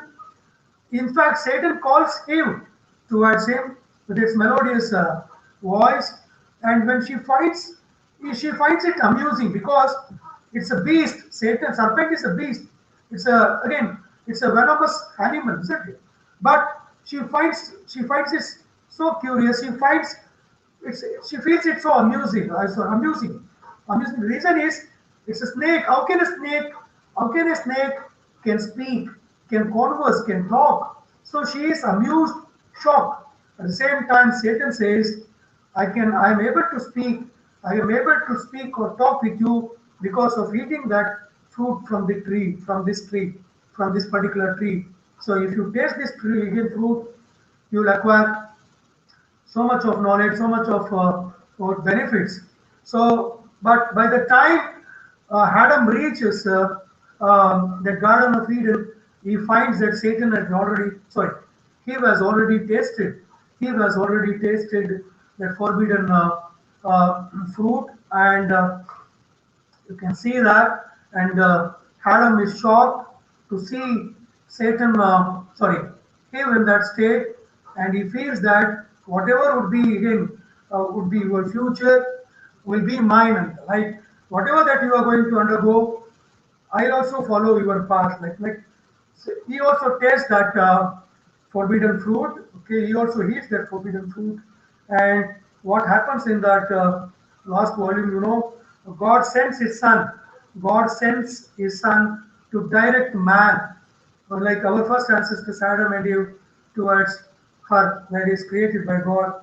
Like that is how like man lost the place, if I can, in paradise, and man became mortal being from at the time of creation. Man was an immortal being, was an immortal creature. There was nothing like death for us. Like we were not born to face death. But what happened after again Eve eating that forbidden fruit? Like we are all again forced to face that. That's what the story tells about. So I expect you to follow the textual quotations wherever it is necessary. Whenever like you like, there are 4 to 5 important questions which are very important when it comes to dealing with this particular text. That is book one, particular Paradise Lost book one, particularly book one. So the first question that may prop up in the exam is bring out the features of Paradise Lost which entitles which entitles which entitles it to be called an epic. It titles entitles it to be called an epic. The simple direct question is consider Paradise Lost an epic. Consider Paradise Lost an epic. Discuss the epic features in Paradise Lost. Discuss the epic features or epic qualities. What are the epic qualities that you see in Paradise Lost? So, epic qualities, as I told you, it's very important. Uh, uh, now again, it has got the lofty language. The language is lofty. The style is grand. He adopts the classical style, the grand style, lofty, and his style is grand, majestic and sonorous, very huge, majestic. Even the cost. It means, see, the characters move from heaven to hell. Okay, from heaven, earth to hell, and the story. is not related to a particular character like Krishna, Rama, or Hanumanta. The story is very much related to the entire human race. It is connected to human race, mankind. So man is the hero. Mankind, entire human race. So it is not God or Satan who is the hero of Paradise Lost. It is man. The story is centered around again around man. Man is the hero, not God, nor uh, nor Satan, because God and Satan they have got the long-lasting fight. But it is man who is caught between heaven and hell, isn't it? So heaven and hell. So Manusha Trishanku Parasthiti Liftana, Trishanku. So it all depends on the way, the kind of life you lead, isn't it? The language is lofty. The language that he adopts is lofty, sonorous, SONOURS, SONOROUS, sorry, SONOROUS, sonorous, majestic, okay, majestic, and the magnitude of again the magnitude of the scene is huge. It is in grand cosmic scale, COSMIC, cosmic scale. As I told you, the readers are made to move between heaven and hell, move between heaven and hell. Okay, again, he in a way takes a reader as a tourist guide. John Milton is like a tourist guide. He takes the readers from heaven to hell and hell to heaven. Okay, and like it is not a simple job to give the picturesque details of heaven and hell. So to give the exact details, because whoever has gone to paradise has not returned, to give the detailed information about paradise. So people in religious texts, the text, sacred texts of Hindu Puranas, or even in Bible in Christianity, and you have Jannat and Jannat concept in Islam, isn't it? So we speak about heaven and hell, but nobody, whosoever has gone to both heaven and hell, they have not returned. They are not returned to her, and even if they are not, if even if they have returned to her, they are not able to give the exact details of heaven and earth. Like exact this means how it resembles, what kind of image, like what kind of picture, the picturesque detail that Milton gives to both heaven and hell is simply superb. Like you cannot compare. So he makes the readers feel that he himself has gone as a tourist or a visitor to both heaven and hell. See, when he gives the picture of a fiery lake, okay, a panoramic picture of fiery lake, like a huge picture of fiery lake, you can imagine like a blind poet describing the background details of heaven and hell is simply outstanding. It is very difficult.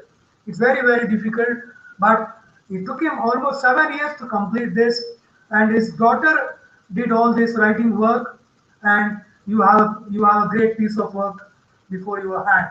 So as I told you, a critic states that the style is more Latin than English. An English critic, a Western critic, says that in Paradise Lost, John Milton has adopted the Latin, Greek style than English style. He follows, as I told you, he was very much influenced by Homer's Iliad and Odyssey. That is the reason why he follows the same style, same format, same kind of grand epic picture he gives, like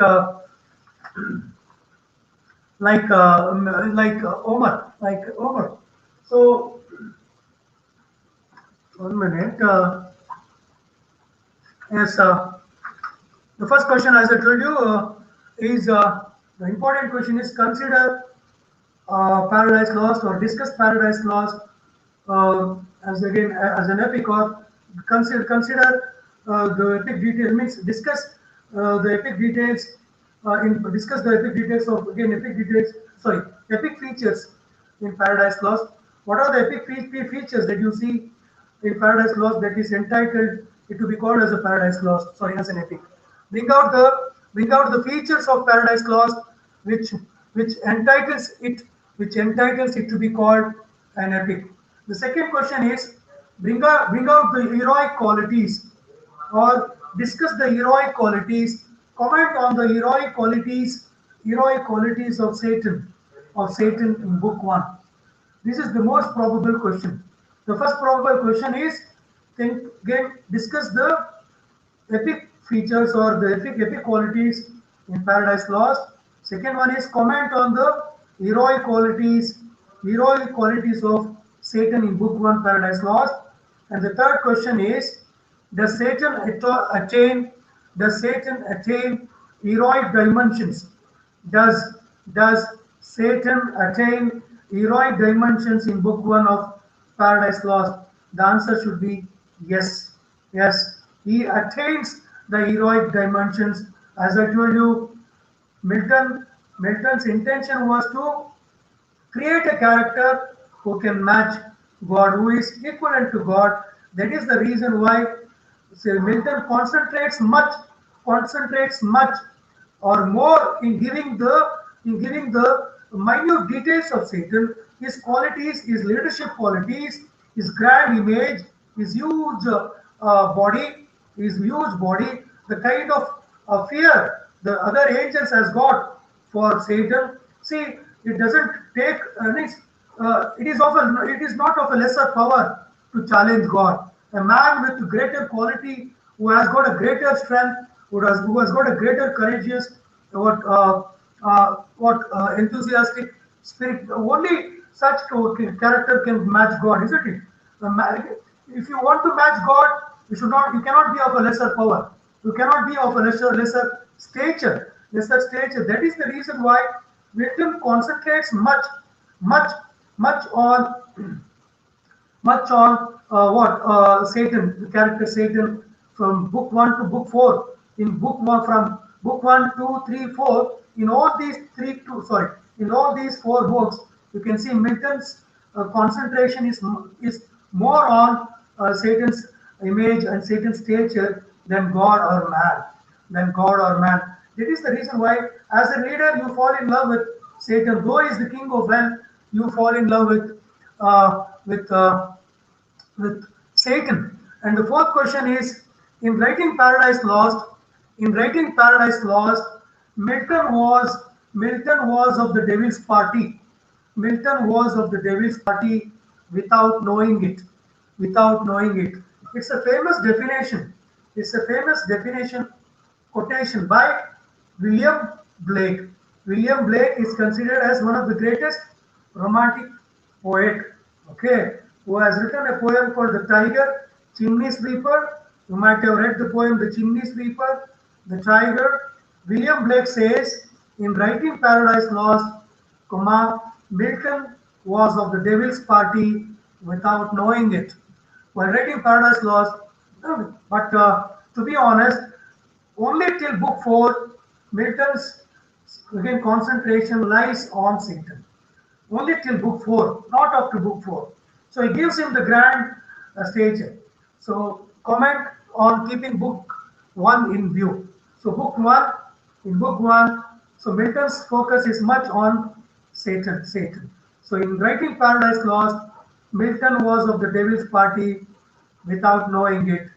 Full stop. Discuss or comment, keeping book 1 in mind. Okay, that means those are the important questions that you should keep in mind. Keep these questions in mind. Read this particular text, particularly book 1, keeping these 4 questions in mind, and you can at the same time, there is another important question called temptation scene, where Satan tempts uh, uh, uh, tempts Hive, but it appears in book 4. It appears in book 4, but in book 1, your reading should always focus on Satan and his qualities and his leadership qualities. At the same time, book 1 also speaks about epic qualities.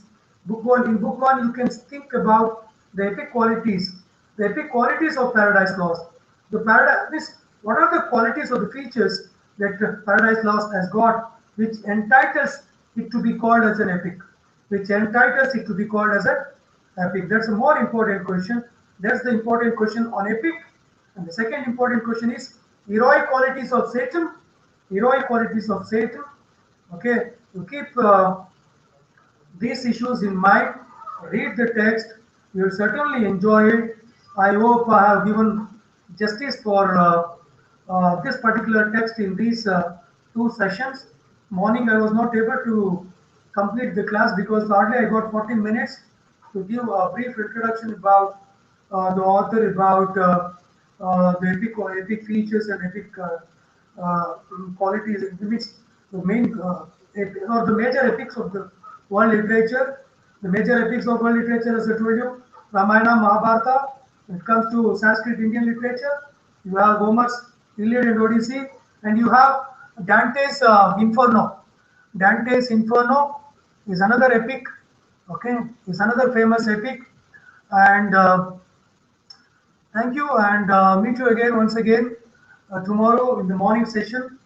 I'll be dealing with one more important text, that is Julius Caesar from paper 2, that is Shakespeare.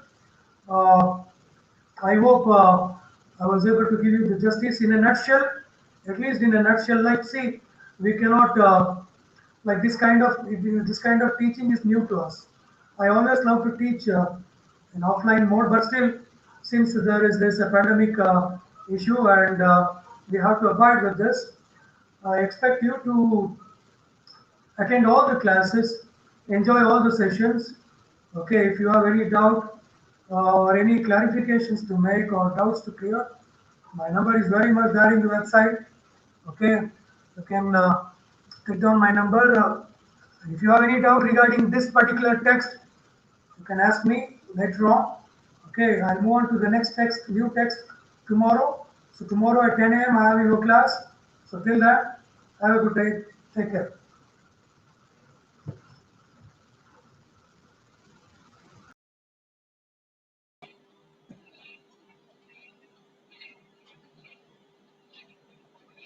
Okay, good afternoon, everyone.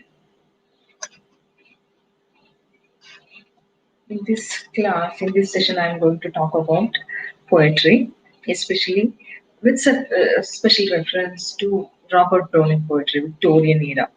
And as you all know, poetry is a different, what kind of is a important genre in literature, in all sorts of literature. Especially, I'm talking about Victorian poetry. Uh, is This Victorian era is also very important, and in this particular era or in this period, we could have a very creamy layer of very important poetry came up, and we have a very strong poets who contributed much in this particular era. And you should be thorough with all these things. And let me start with the definition of poetry. And what do you mean by poetry? And poetry, as I have already mentioned, it's an important genre in literature which evokes a concentrated imaginative awareness of experience or a specific emotional response through language chosen and arranged for its meaning, sound, and rhythm. And you know, there is a lot of difference between a prosaic language and poetry language, right? And what looking into the rhythm pattern or sound pattern only you could recognize what is poetry and what is prose. Poetry is a vast subject, as we all know, as old as history and older. Present wherever, especially the religion is present, or some epic is okay, present, possibly under some definitions, the primal and primary form of language themselves can categorize poetry. In the present, especially in this session, which talks, I'm going to talk about poetry and forms of poetry. And overview of my session or my lecture goes on like this: a definition of poetry. We'll start with the definition of poetry, then move on to the forms of poetry, and then Victorian era. Then later we move on to Robert Browning's poetry, which is prescribed for your study. And as I have already mentioned, poetry is a vast subject and it's a vast area, broad area of research, and most of the research have been done on in this particular field. And you all know it is quite difficult to explore this genre, but still. Once you start enjoying it naturally, not every tradition nor every local or individual variation can be or need not be included. But uh, in order to illustrate with examples of some poetry, or by taking the greatest quotes made by the greatest poets, it would be very easy for you to understand what poetry means and what are the types of, especially forms of various forms of poetry. And let me talk about and poetry and how especially poetry differs from other genre of literature. Okay. And this, especially zona, considers the difficulty or impossibility of defining the lifestyle. And sometimes some people or some poets, they are under the view of or under the notion of it's very difficult to define poetry, and poetry is life, life is poetry, like that. And man's nevertheless familiar acquaintance with it. As I have already told you, it has a very a long history, or a what like that. So man's nevertheless familiar acquaintance with poetic genre, and how it is the difference between the poetry and prose, the idea of form of poetry and poetry as a mode of thought, and what especially a little poem, a poem or a small poem can make a difference between the poetry and prose. And what are the forms of poetry? You know, most of you are familiar with the forms of poetry, and this form, poetic form, can be understood as the physical structure of the poem. Hope you're all following me. The length of lines, their rhythms, their system of rhymes and repetition, and what I can say, rhythmic pattern, stanza, or the structure of the poem. Especially, we are giving while considering the forms of poetry, or while dividing or make a difference between a poetry. Uh, in poetry, we can give ref- uh, reference to the physical structure of the poem. And based on that physical structure of the poem, one can divide or one can identify what form of a poetry this is. And the length of lines, their rhymes, rhythms, and the system of repetition. Like in this sense, it is normally reserved for the type of poem where these features have been shaped into a pattern, especially a familiar pattern. And you may be thorough with the form of sonnet, right? The sonnet form. And there are two types of sonnet form. One is Shakespearean sonnet form and Italian sonnet form. Sonnet, what do you mean by a sonnet? Sonnet is a 14 line poem. Okay, it is a poem of 14 lines that is popular from late Middle Ages. I think by the 14th century and the Italian Renaissance, the poem had further made well defined under the pen of Petrarch. Okay, Italian sonnet can also be considered as a Petrarchan sonnet.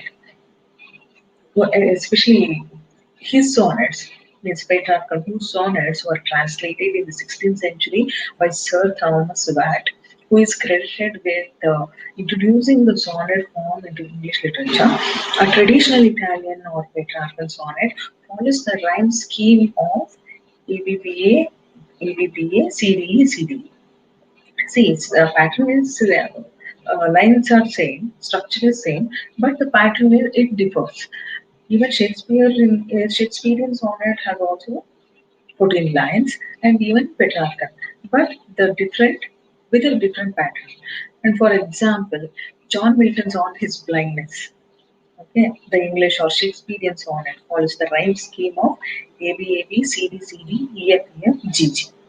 For instance, William Shakespeare's Time and Love. Almost all Shakespearean poems, especially sonnets, are what figure under Shakespearean sonnet. Milton, if you want to, if you ask me to give example, best example for Petrarchan sonnet, Milton uses in his poem on his blindness. Okay, the first form of poetry is sonnet. The second form of poetry is lyric. Maybe most of you are familiar with all these forms. lyric. It is a form of poetry that is subject of being sung to the accompaniment of a musical instrument. So lyric means musical, like melodious, or that expresses intense personal emotions in a manner suggestive of a song. This type of poetry expresses the thoughts and feelings of the poet, especially. And example for lyric is even we can have Robert Herrick poems and Edgar Allan Poe's Annabella Lee. Okay, that can be a best example for lyric. Edgar Allan Poe's, okay, very well known poet, Annabella Lee. This is the best example for lyric form. Then what do you mean by ode? Maybe familiar with odes, right? Ode to a Nightingale, Odana Creation, Keats and Shelley. Both of them they use ode forms. Ode comes from the Greek term meaning which means to sing or chant. Okay, and belong the word form belongs to the long and varied tradition of lyrical poetry. Originally, it was accompanied by music and dance, and later reserved by the romantic poets to convey their strongest sentiments. What do you mean by how many romantic poets are there in English literature? And it is your work to explore it. Okay, romantic poets especially they had considered or reserved this form to express their deepest and strongest sentiments through their poetry. And it can be generalized as a formal address to an event, a person, or a thing, or which are not present. For instance, William Wordsworth wrote on intimations of immortality from recollection of early childhood, or as I have already told you, Ode on a Krishna, Ode to a Nightingale, okay, Ode to the West Wind. These are the best examples for ode form. Next, let us move on to the important form of poetry, elegy. What do you mean by elegy? An elegy, this is a very, what I can say, distinct poetic form, which means which meant to be sung at a time of a funeral, and which can also be considered as a funeral song. And it can be thought of as a melancholy poem, which is written to mourn the death of someone. Okay, elegy. You know, elegy. Lycidas is a elegy. There are many, and even Grace elegy.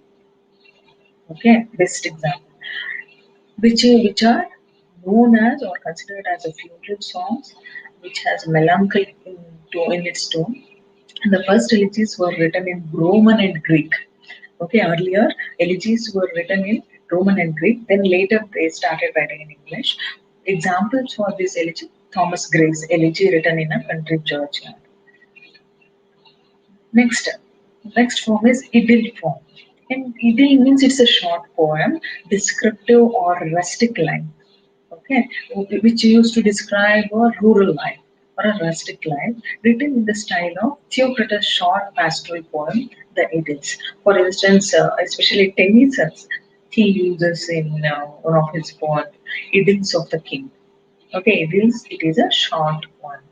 And later, the very important form of poetry that is epic.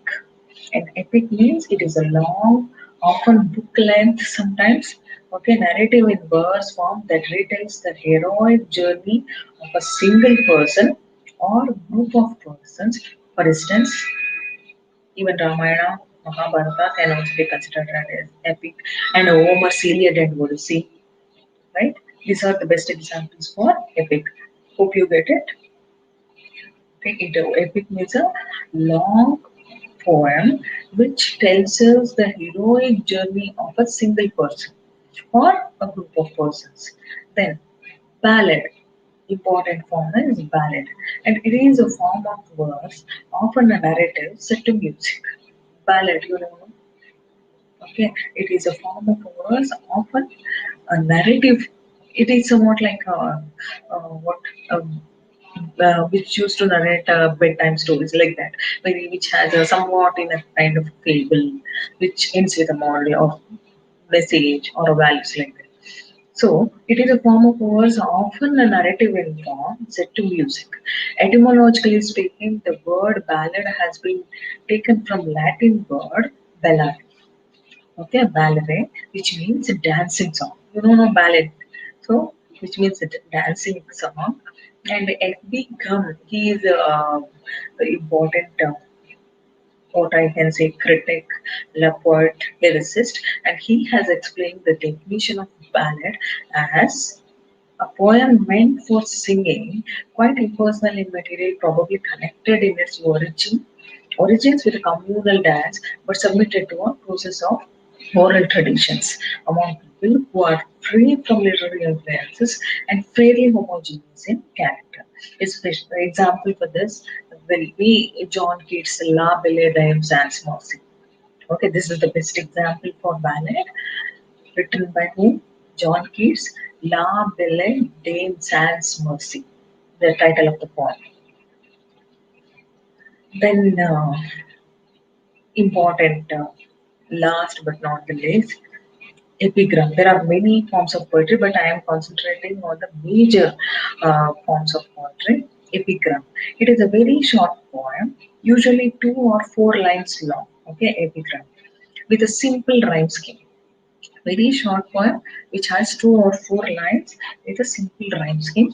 The goal of an epigram is to encapsulate a brief bit of wit or wisdom in poetic form. For instance, Alexander Pope's epigram, I am His Highness dog at Q. Pray tell me, sir, whose dog are you? Okay, this is just 2 lines. This can be called as epigram. Okay, let us move on to the famous quotations made by the greatest poets on poetry. Let me start with William Wordsworth. And how does he define poetry? And he defined poetry as poetry is the spontaneous overflow of powerful feelings. It takes its origin from emotion recollected in tranquility. Okay, and according to Wordsworth, poetry is the spontaneous overflow of powerful feelings recollected in tranquility. Then T.S. Eliot, well-known critic, poet, dramatist, and even theorist, he is considered poetry, or according to him, poetry means, he says, a good poet is someone who manages. Okay, how beautifully he says, a good poet is someone who manages in a lifetime of standing out in thunderstorms to be struck by lightning 5 or 6 times, a dozen or 2 dozen times, and he is great. And he also says, immature poets imitate, mature poets steal. Okay. And what he says, a good poet is someone who manages in a lifetime of standing out in thunderstorms to be struck by lightning 5 or 6 times, which means to be a poet is a highly risky and difficult job. Like that. Next, Philip Larkin, a well known poet, he says, deprivation is for me what daffodils were for Wordsworth. Okay, he says like that. Then Shelley. Shelley says, poetry is the record of the best and happiest moments of the happiest and best minds. Got it? Shelley says, poetry it is the record of the best and happiest moments of the happiest and best minds. Then Robert Frost, well-known poet, again, he says writing three words is like playing tennis with a net down. Free verse means no hard and fast rules exist in writing poetry. Actually, I don't know, every poetic form has its own structure and its own style of writing. But if I say some poetry is in free verse, which means there is no technicality, just it's a overflow of spontaneous overflow of powerful feelings. So Robert Frost says to write in a free verse style poetry, it is like a playing tennis with a net down, with keeping your net down. Then, um, again, T.S. Eliot, in one of his famous, well-known essay, Tradition and Individual Talent, there he describes poetry like this: poetry is not a turning loose of emotion, but an escape from emotion. And it is not the expression of personality, but an escape from personality. But of course, only those who have personality and emotions know what it means to want to escape from these things. Got it? What does he try to say?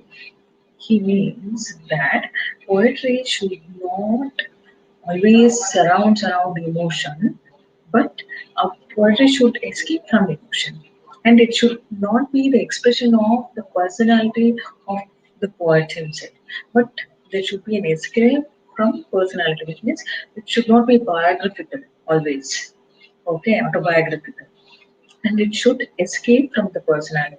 But of course, he says only those who have personality as well as emotions, they only understand what I mean. Like that, he says.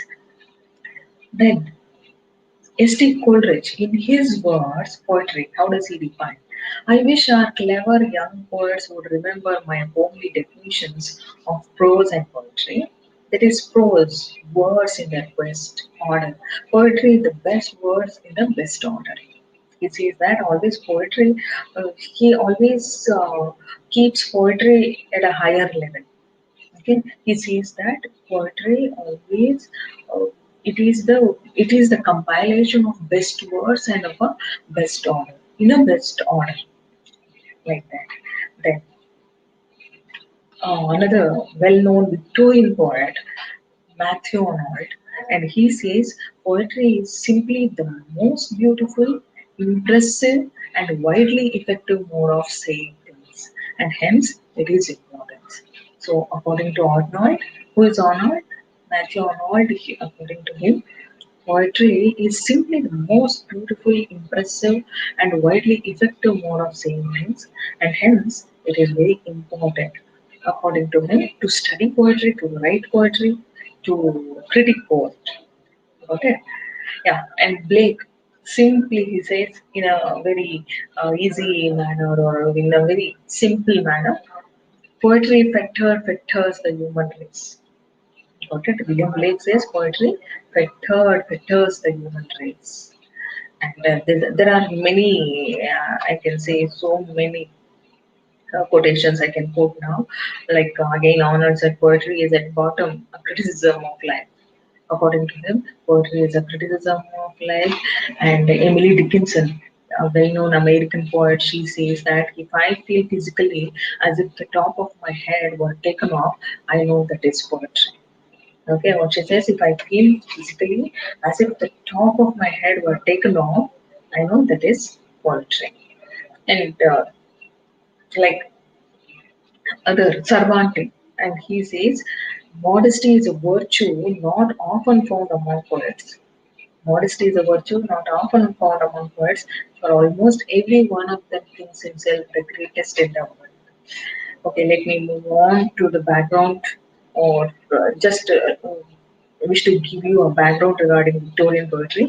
I hope so far you are all thorough with definition of poetry, and forms of poetry, and famous quotations of poetry by greatest poets.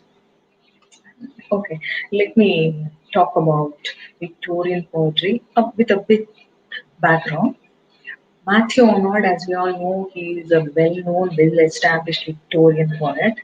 Once he wrote that poetry is at bottom a criticism of life. Just now I mentioned, and which is an enterprise of the utmost artistic and moral stakes.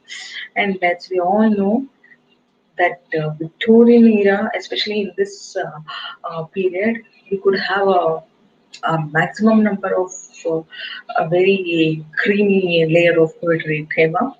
And when we remember that Victorian literature, we might think immediately of the three-volume novels of Bronte sisters, Charles Dickens, the extravagant comedy of Oscar Wilde and Gilbert and Sullivan, and the unforgettable fictional characters like Arthur Conan Doyle, Sherlock Holmes, and so on. And at the same time, in the 19th century Britain, poetry was as prestigious as ever, right? Though novels were rocking and the dramas were making sound at that particular point of time, at the same time, even poetry was also considered as a prestigious as ever, and we should thank to advances in literacy and publishing of that time. Yeah, poetry had never been read by a wider audience because, as I have already told you, that it is quite difficult to understand, but still it was considered as the prestigious ever. And Victorian's poetry most distinctive qualities can be or may stem paradoxically from its proximity to other genre or forms. Okay, the genre means you know the different things, forms, theater, fiction, music, and art. All of them poetry's competitors in a fully stocked cultural marketplace, and especially in the 1833 essay which was published in What is Poetry, the philosopher John Stuart Mill, responded with terms preferred from drama. Poetry is feeling, confessing itself to itself in moments of solitude. All poetry is of the nature of soliloquy. You know the meaning of soliloquy? Who uses this particular term? Shakespeare in his plays, right? So, in 1833, essay written by John Stuart Mill under the title What is Poetry? He himself answers, poetry is feeling, confessing itself to itself in moments of solitude. All poetry is of the nature of soliloquy. Soliloquy means one who speaks himself. Poetry is nothing but your own words, feelings, and experiences, like that, thoughts and feelings. In the era's most heralded poetic innovation, Alfred Lord Tennyson, Browning, okay, they all came up, they all belong to this particular era, Victorian era. They created such a fictional, wonderful historical characters and addresses a silent audience without any narrative framing or guidance. Very important characters in this era, Matthew Arnold, Tennyson, Browning. Got it? And visually minded poets were also there in that particular era, including the poet painter Dante Gabriel Rossetti and the writer designer William Morris, both associated with the pre Raphaelite Brotherhood. They were considered as a pre Raphaelite poets, who were Rossetti and Morris. Okay, they were considered as pre Raphaelite Brotherhood, pushed poetry toward the picturesque, relishing pictorial detail and painterly embellishment. Tennyson, Algernon, Charles Swinburne, Hopkins wrote, they all wrote lyrically lush poems. Lush poems was filled with thoughts and feelings, strongest thoughts and feelings that aspired towards music, okay, and delighting in mesmerizing meters such as Hopkins' invention sprung with rhythm. These sort of questions can be maybe asked in your UGC NET exams or KCET exams like that. You should be thorough with all these literary terms. So please, all of you remember these terms. Hopkins' invention sprung rhythm and virtuous braids of alliteration and rhyme. And when Victorian poets look back into literary history, they uncovered roles fit for dramatic reenactment in myth, Arthurian legend, and the plays of William Shakespeare. In some way, they started picking the themes by looking back, okay, which means from their past great writers of the past, they just wanted to take out the themes and wanted to make it as a central theme of their poetry. And they peered up close at the inspired words of British Romanticism, their immediate predecessors. Because after Romantics, we have Victorians. So their immediate predecessors were Romantics. So whose radical fervor and imaginative boundlessness they were too sorely skeptical to recreate. When poets looked forward, they saw a depersonalized future in which, in the words of Tennyson's Locksley Hall, the individual withers and the world is more and more. That expanding, stickling world saw innumerable advances in the natural and social sciences. So, Victorian we all know Victorian age or era was more advanced, well advanced, technically, spiritually, everywhere, scientific oriented, we can say. So they wanted to bring change even in the art field, political field, writing field, literature field, like that. So none were more earth-shaking than evolution or Charles Darwin's theory of natural selection, and introduced in their landmark book on the origin of species and applied to human evolution in the Descent of Man, which was published in 1871. So these were the important books or poets or thinkers or what I can say musicians, artists. They all came up. Uh, they all started rocking in Victorian era. So it is very important for you to know the background of the Victorian era, the situation, what was prevailing in those context, in that context. Yeah. Then, if one reaction to that apparently senseless world was the world weariness of Tennyson and Arnold and later Thomas Hardy, another was the redoubling of a newly urgent religious poetry. Hopkins, reverting, riveting spontaneity. Still, another reaction was an embrace of senselessness in the nonsense poetry. Okay, they say poetry of Edward Lear and Lewis Carroll. So there are many things, especially this period of tremendous change, and that's what drastic change I can say. This period of yeah. Hope you're all following me. If you have any doubts, you can just drop me a message. Okay, yeah, let me continue with that. This period of tumultuous change at home was also the peak of England's so called imperial century, accelerated by the second industrial revolution and the transformative technologies of the steamship, telegraph, and the Empire embarked on a period of unrivaled naval and military expansion, colonization, and competition and global trade. We all know. By the end of Victorian reign or era, the empire encompassed territories on every continent but Antarctica.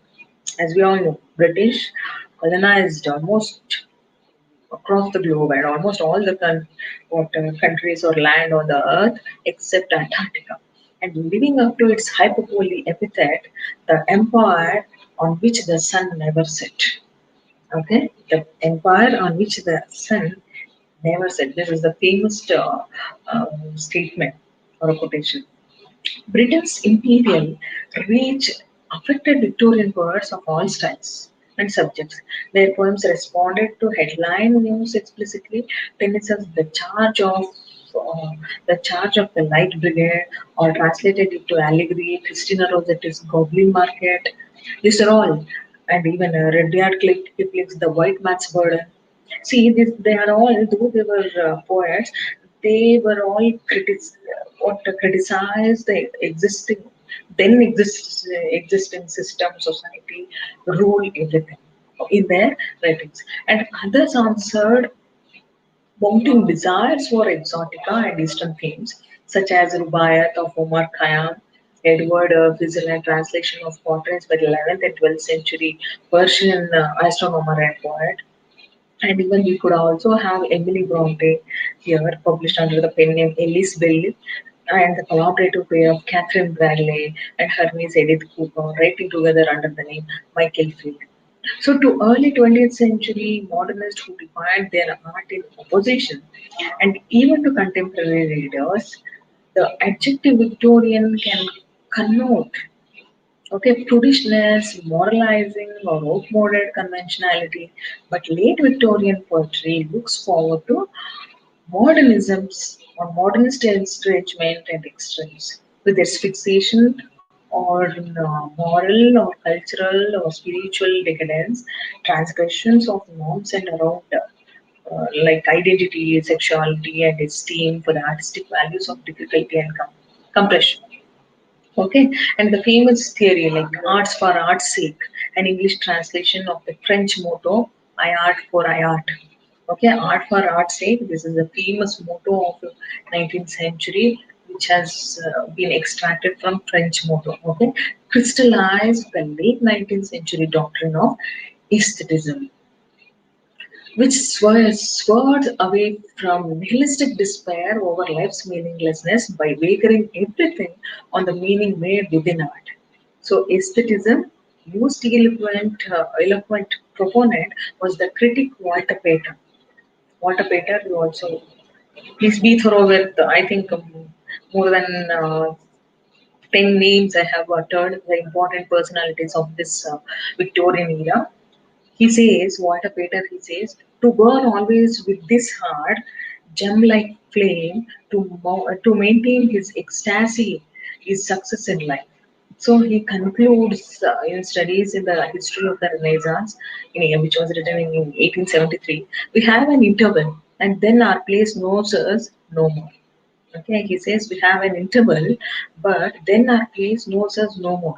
So our one chance lies in expanding that interval, in getting as many pulsations as possible into the given time.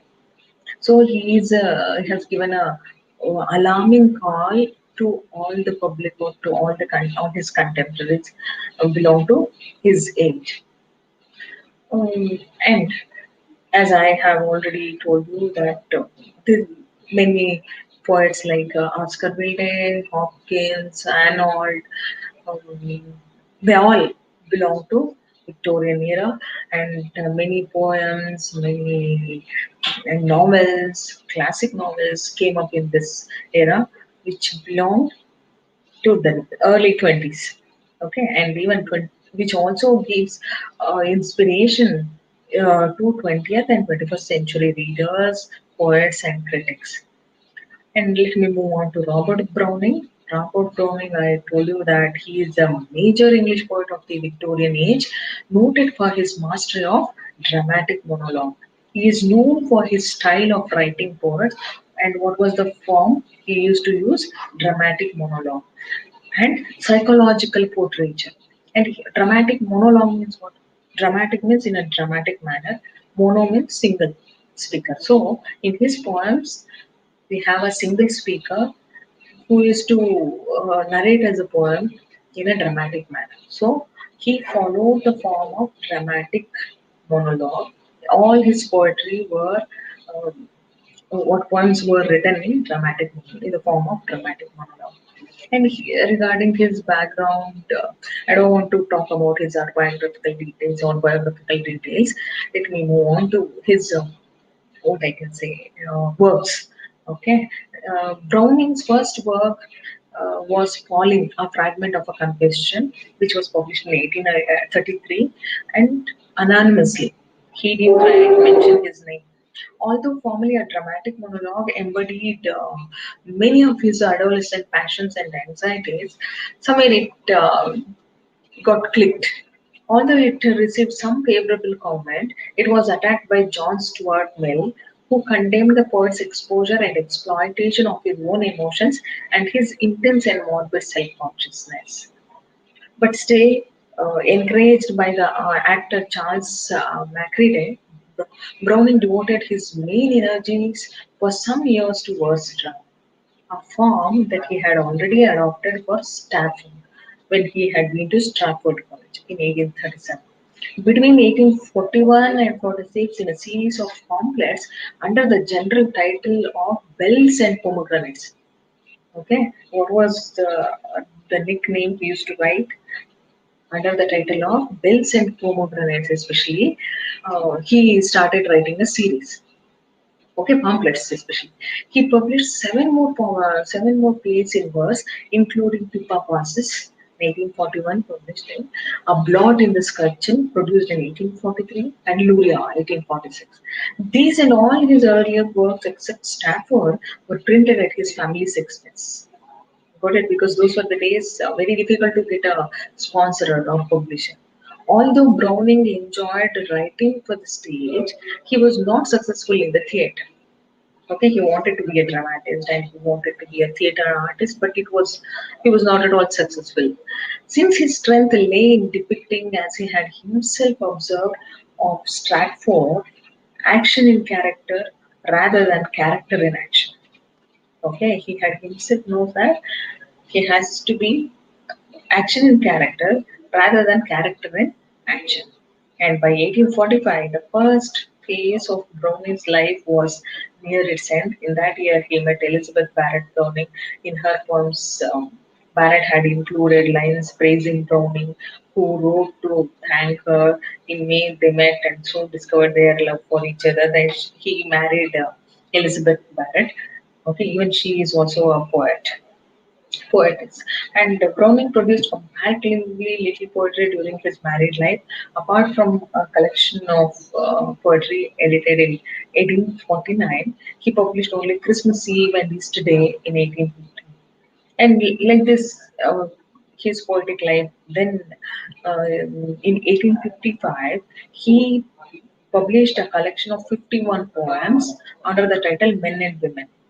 Okay, then dramatic lyrics such as Memorabilia, Love Among the Dunes, and Toccata of Galuppi, and Fra Lippi.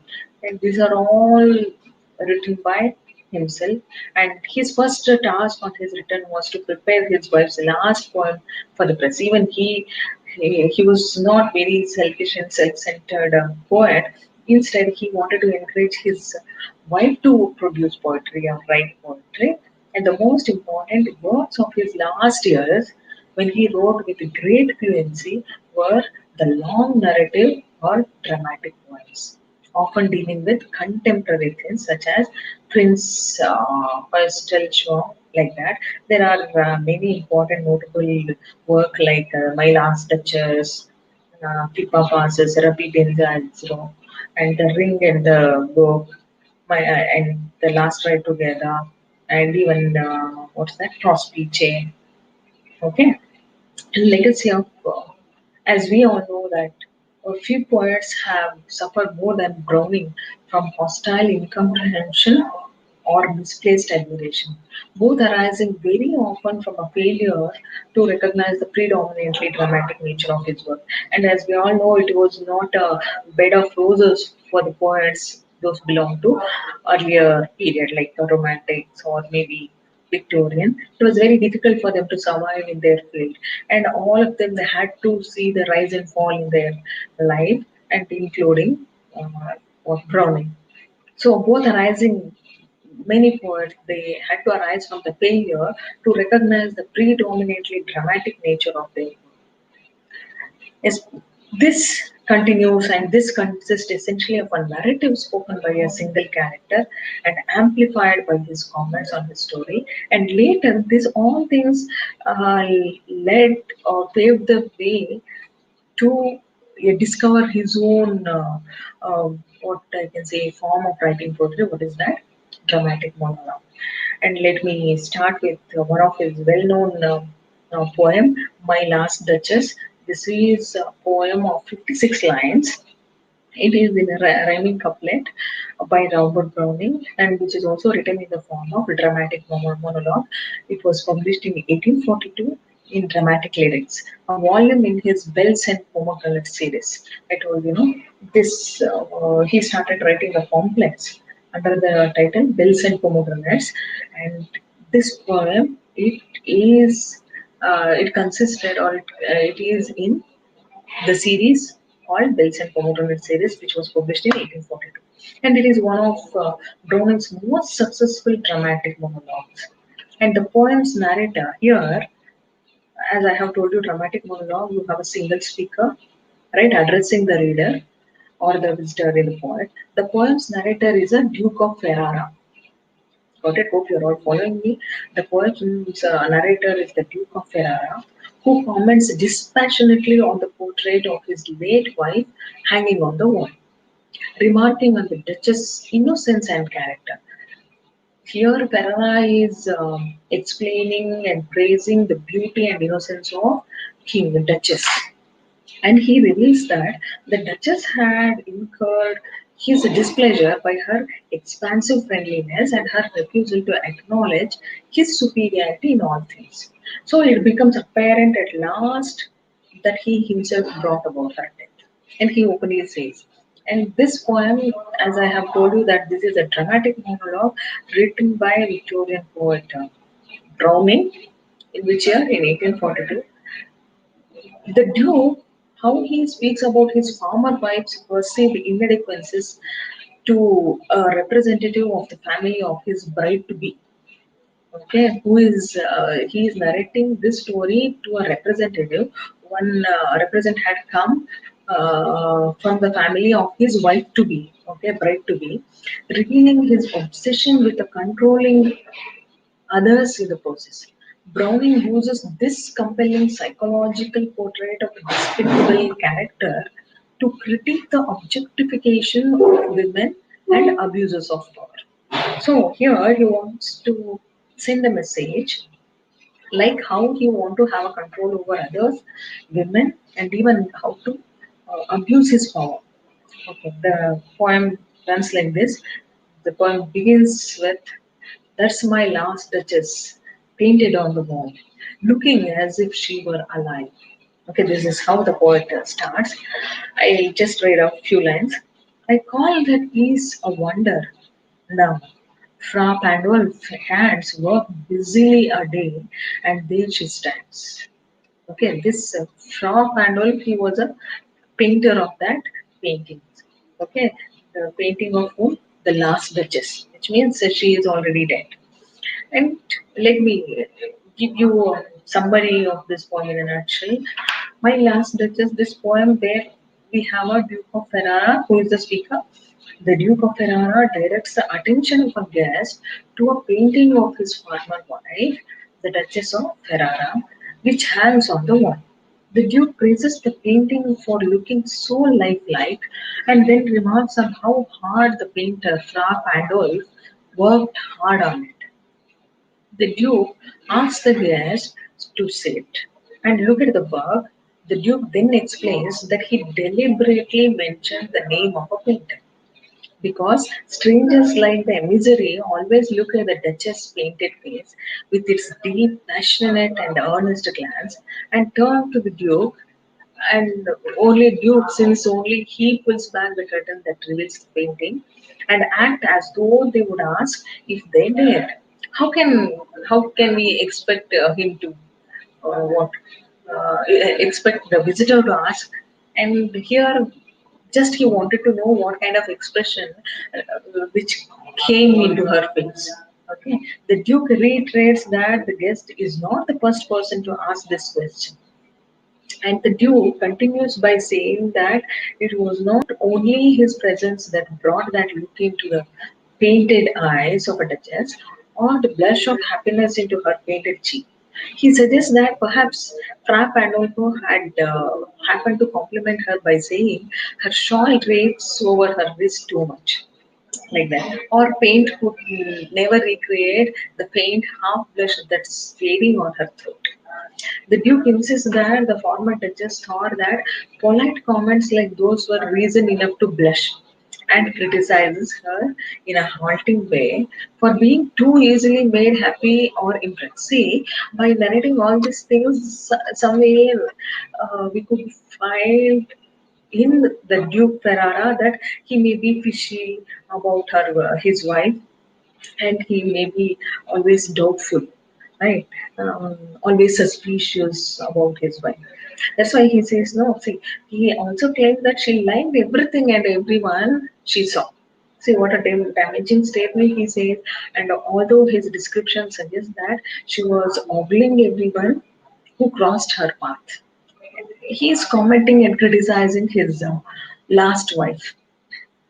The Duke objects that to his sorry, to his former duchess, everything was the same and made her equally happy, whether it was a gift or present from him that she wore at her chest, the sun setting in the west, a branch of cherries which some interfering person snapped off a tree in the orchard for her, or the white mule she rode on around the terrace. He claims that she would say the same kind words or give the same blush in response to all of them. See, somewhere we could find that after listening to his talk or listening to his words, we could feel that he may be criticizing or he may be praising. We all it's in a dilemma. But if you start reading between the lines, then you could easily understand that, of course, he is commenting, right? He is criticizing the attitude of his own wife. The Duke also objects to her manner of thanking men, although he struggles to describe his concerns. Specifically, he complains that she values his pedigree and social position, especially his 900-year-old name, as equally important to anyone else give to her. Got it? The Duke rhetorically asks whether anyone would actually lower themselves enough to argue with someone about their name. The Duke imagines a hypothetical situation in which he would confront the former Duchess. He says that even if he were good with words and were able to clearly say, "This characteristic of yours disgusts me," or "Here you did too little or too much." And if the former Duchess had let herself be degraded by changing instead of being stubborn and making excuses, that even then the act of confronting her would be beneath him. And he refuses to always ever lower himself like that. So finally, the Duke then returns to his earlier refrain about his farmer's wife indiscriminate happiness and complains to his guest that while the Duchess did smile at him whenever they passed, she gave everyone else the same smile as well. As I told you, know, the Duke ends his speech by demanding that he and Count's emissary go downstairs together, and on their way, he directs the emissary's attention to a statue of the god Neptune taming a seahorse, which is a rare work of art that Claus of Innsbruck cast in bronze specifically for him. So, what are the main or major themes of this poem? Just I'll tell you the major themes of the poem is to begin with the objectification of women. Of course, he's looking at his wife and he's considering his wife as an object. And he complains, no, he goes on complaining that she talks to everyone and she gives the same look to everyone. She's made the same smile to everyone and she always talk to everyone like that. And my last Duchess, okay, is, as I told you, that it is a dramatic monologue and it is quite important, uh, in which the Duke Ferrara tells us that messenger of his potential wife's family about his previous wife. The last riches of the poem, the title itself, tells us that everything. Maybe he may be praising, but when we go through the poem, then we know what kind of a suspicious nature the Duke has, and why did he himself agrees. No, he himself what what murders his own wife, and the Duke's treatment of the painting, everything. This is made even clearer by the fact that the Duke has placed his painting in a public area of his palace so that he can proudly display it to guests. So he is looking at her in a form of an object. And another important theme is that social status, art, and elitism.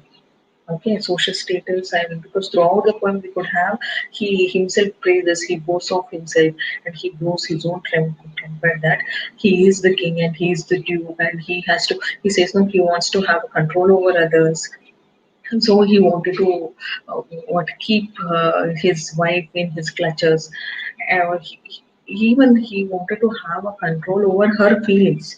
So it is quite impossible as well. No? So the Duke repeatedly reminds the messenger of the power in his title.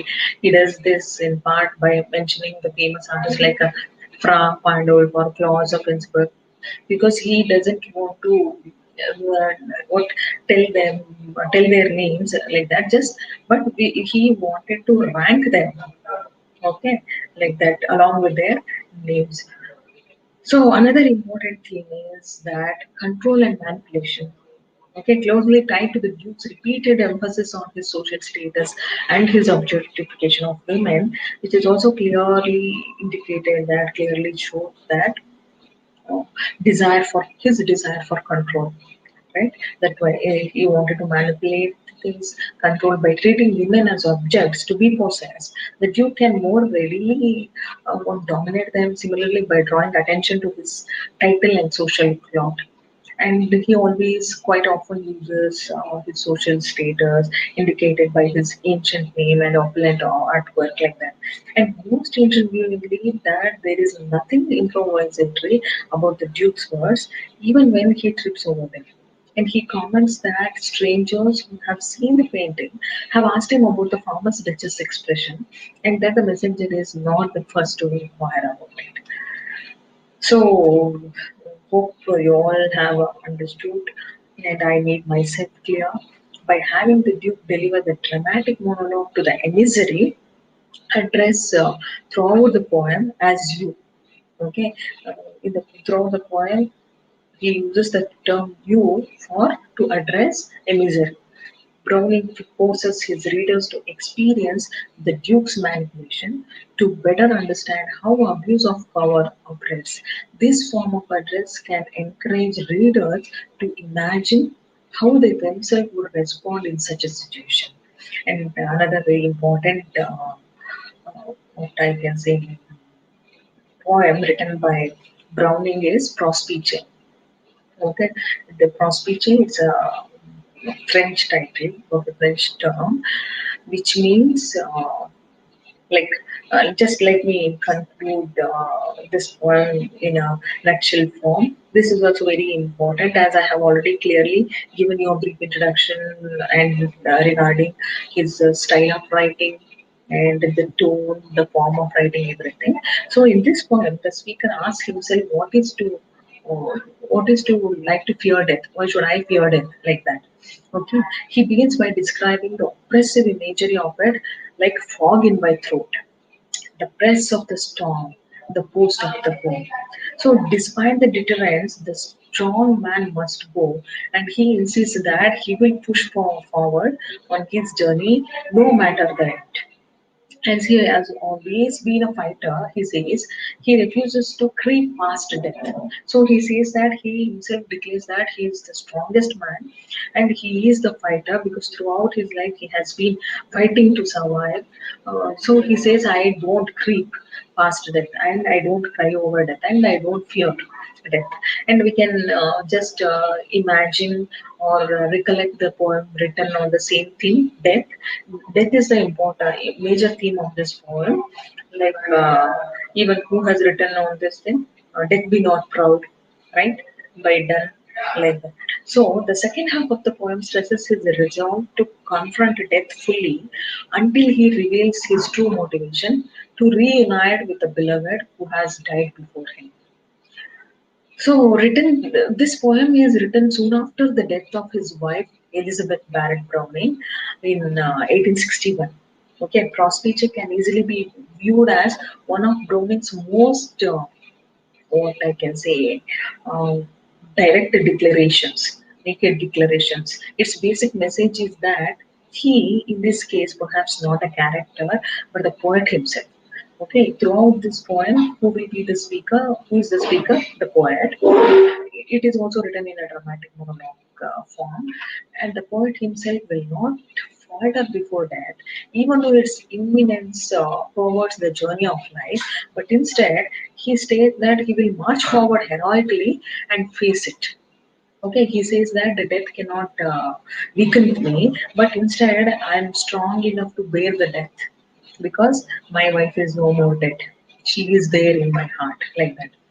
So, however, one can certainly take license in interpreting the poem more freely. The basic question that opens the poem: fear death.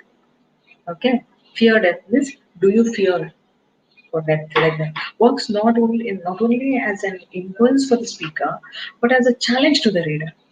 Right. This is very challenging task to understand whether the poet is really scared of death or in which way he wants to sustain. And the two, he has written this poem after the death of his beloved wife, right? So, just I will read out some important lines here. He does not, especially, he doesn't pretend that death brings nobility to life. Instead, he suggests that the imminence of death makes life into a battle. and that life leads to pain, darkness, and cold. The coward's path to creep past it. And he says that it is a coward job to die or creep or move for death, but I am a strong man, strongest man. I don't creep fast or I don't move. Instead, he says, no, I face it strongly because even one day I have to die and I'll go and reunion with my wife like that. Okay, he says at the end of the poem. And it is perhaps most interesting to read this poem in the context of Roland to the Dark Tower King. The latter poem, especially significantly more obtuse and cross-speech, especially even suggests the goal in similarly heroic terms. For the journey is done and the summit attained, and the barriers fall, though a battle is to fight ere the garden be gained. So he says that death means your journey is end. You are done with your journey like that, and you have attained your goal and you have done your job everything. But the art lies in how valuably or how well you have lived your life when you were alive. So this poem especially it gives two indications that there is honor in life, both of which come from relationship to others, and the speaker refers to persisting in the face of death, so he can fare like peers, the heroes of old. So which carries a positive tone of comrade, and he stands as a comrade or a militant, and he knows how to face death, and one should not creep over the past like that. So prospice, this is intent on earning their respect, and lastly the final motivation in the poem to reunite with the beloved. I told you, no? And the two he ends this otherwise dark poem with a suggestion that death itself is but a barrier, beyond which true happiness can be regained. Whereas Roland could go no further than the dark tower. The poet of Prospice braves the dark tower with full confidence that there is light beyond it. Okay, the poem, especially Prospice, Latin term, which means look forward. Okay, prospice is a Latin term which means look forward, and this is written in autumn season. I told you that this is a very powerful portrayal of a wife's death. And he says how he knows imagery is also very important in this one. You have to concentrate on, especially how he personifies the death, theme of death, imagery and form.